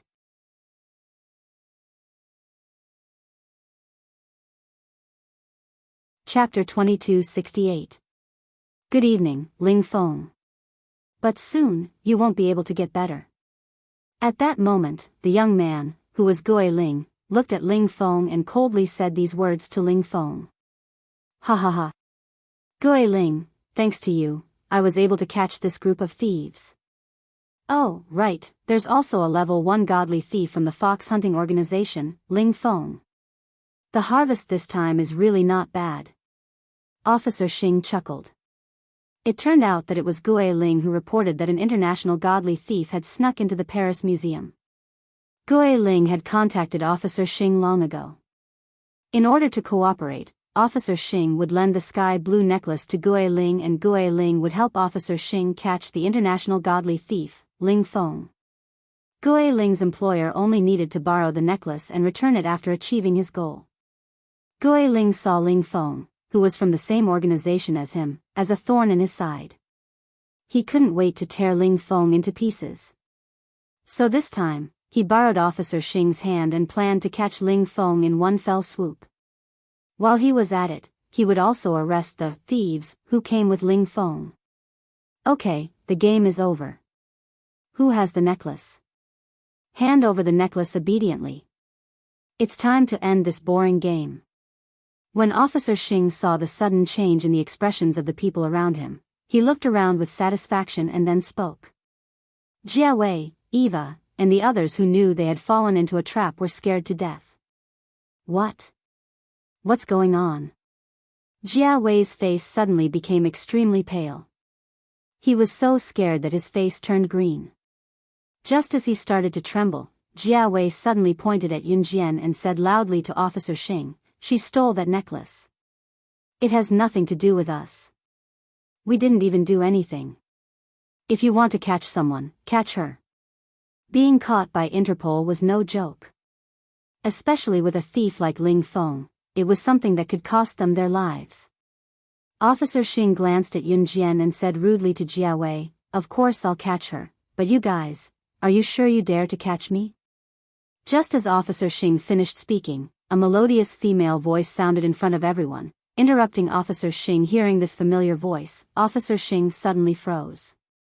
When the surrounding people heard this, their hearts skipped a beat and they turned their heads sideways.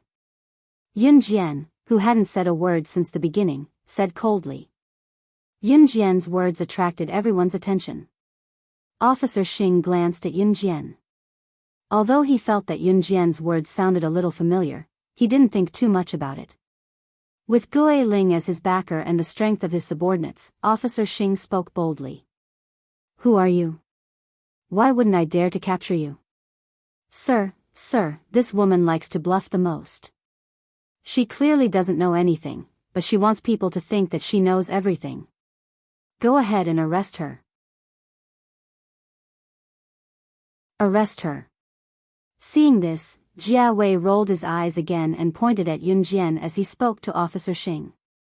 However, just as Jia Wei spoke, Yun Jian turned sideways and faced Officer Xing with her delicate face. Her red lips curved slightly and then she said something that shocked everyone present. So after not seeing each other for a few years, Officer Xing forgot the lesson from back then, forgot how your 156 elites died tragically, and forgot that you personally kneeled and handed the sandalwood box to me. Are you planning to go against me again? Please remember the domain name of this book. Mobile reading website. You're tuning into the Romantic Tales YouTube channel. Don't forget to subscribe and join us on this journey to catch the most captivating stories.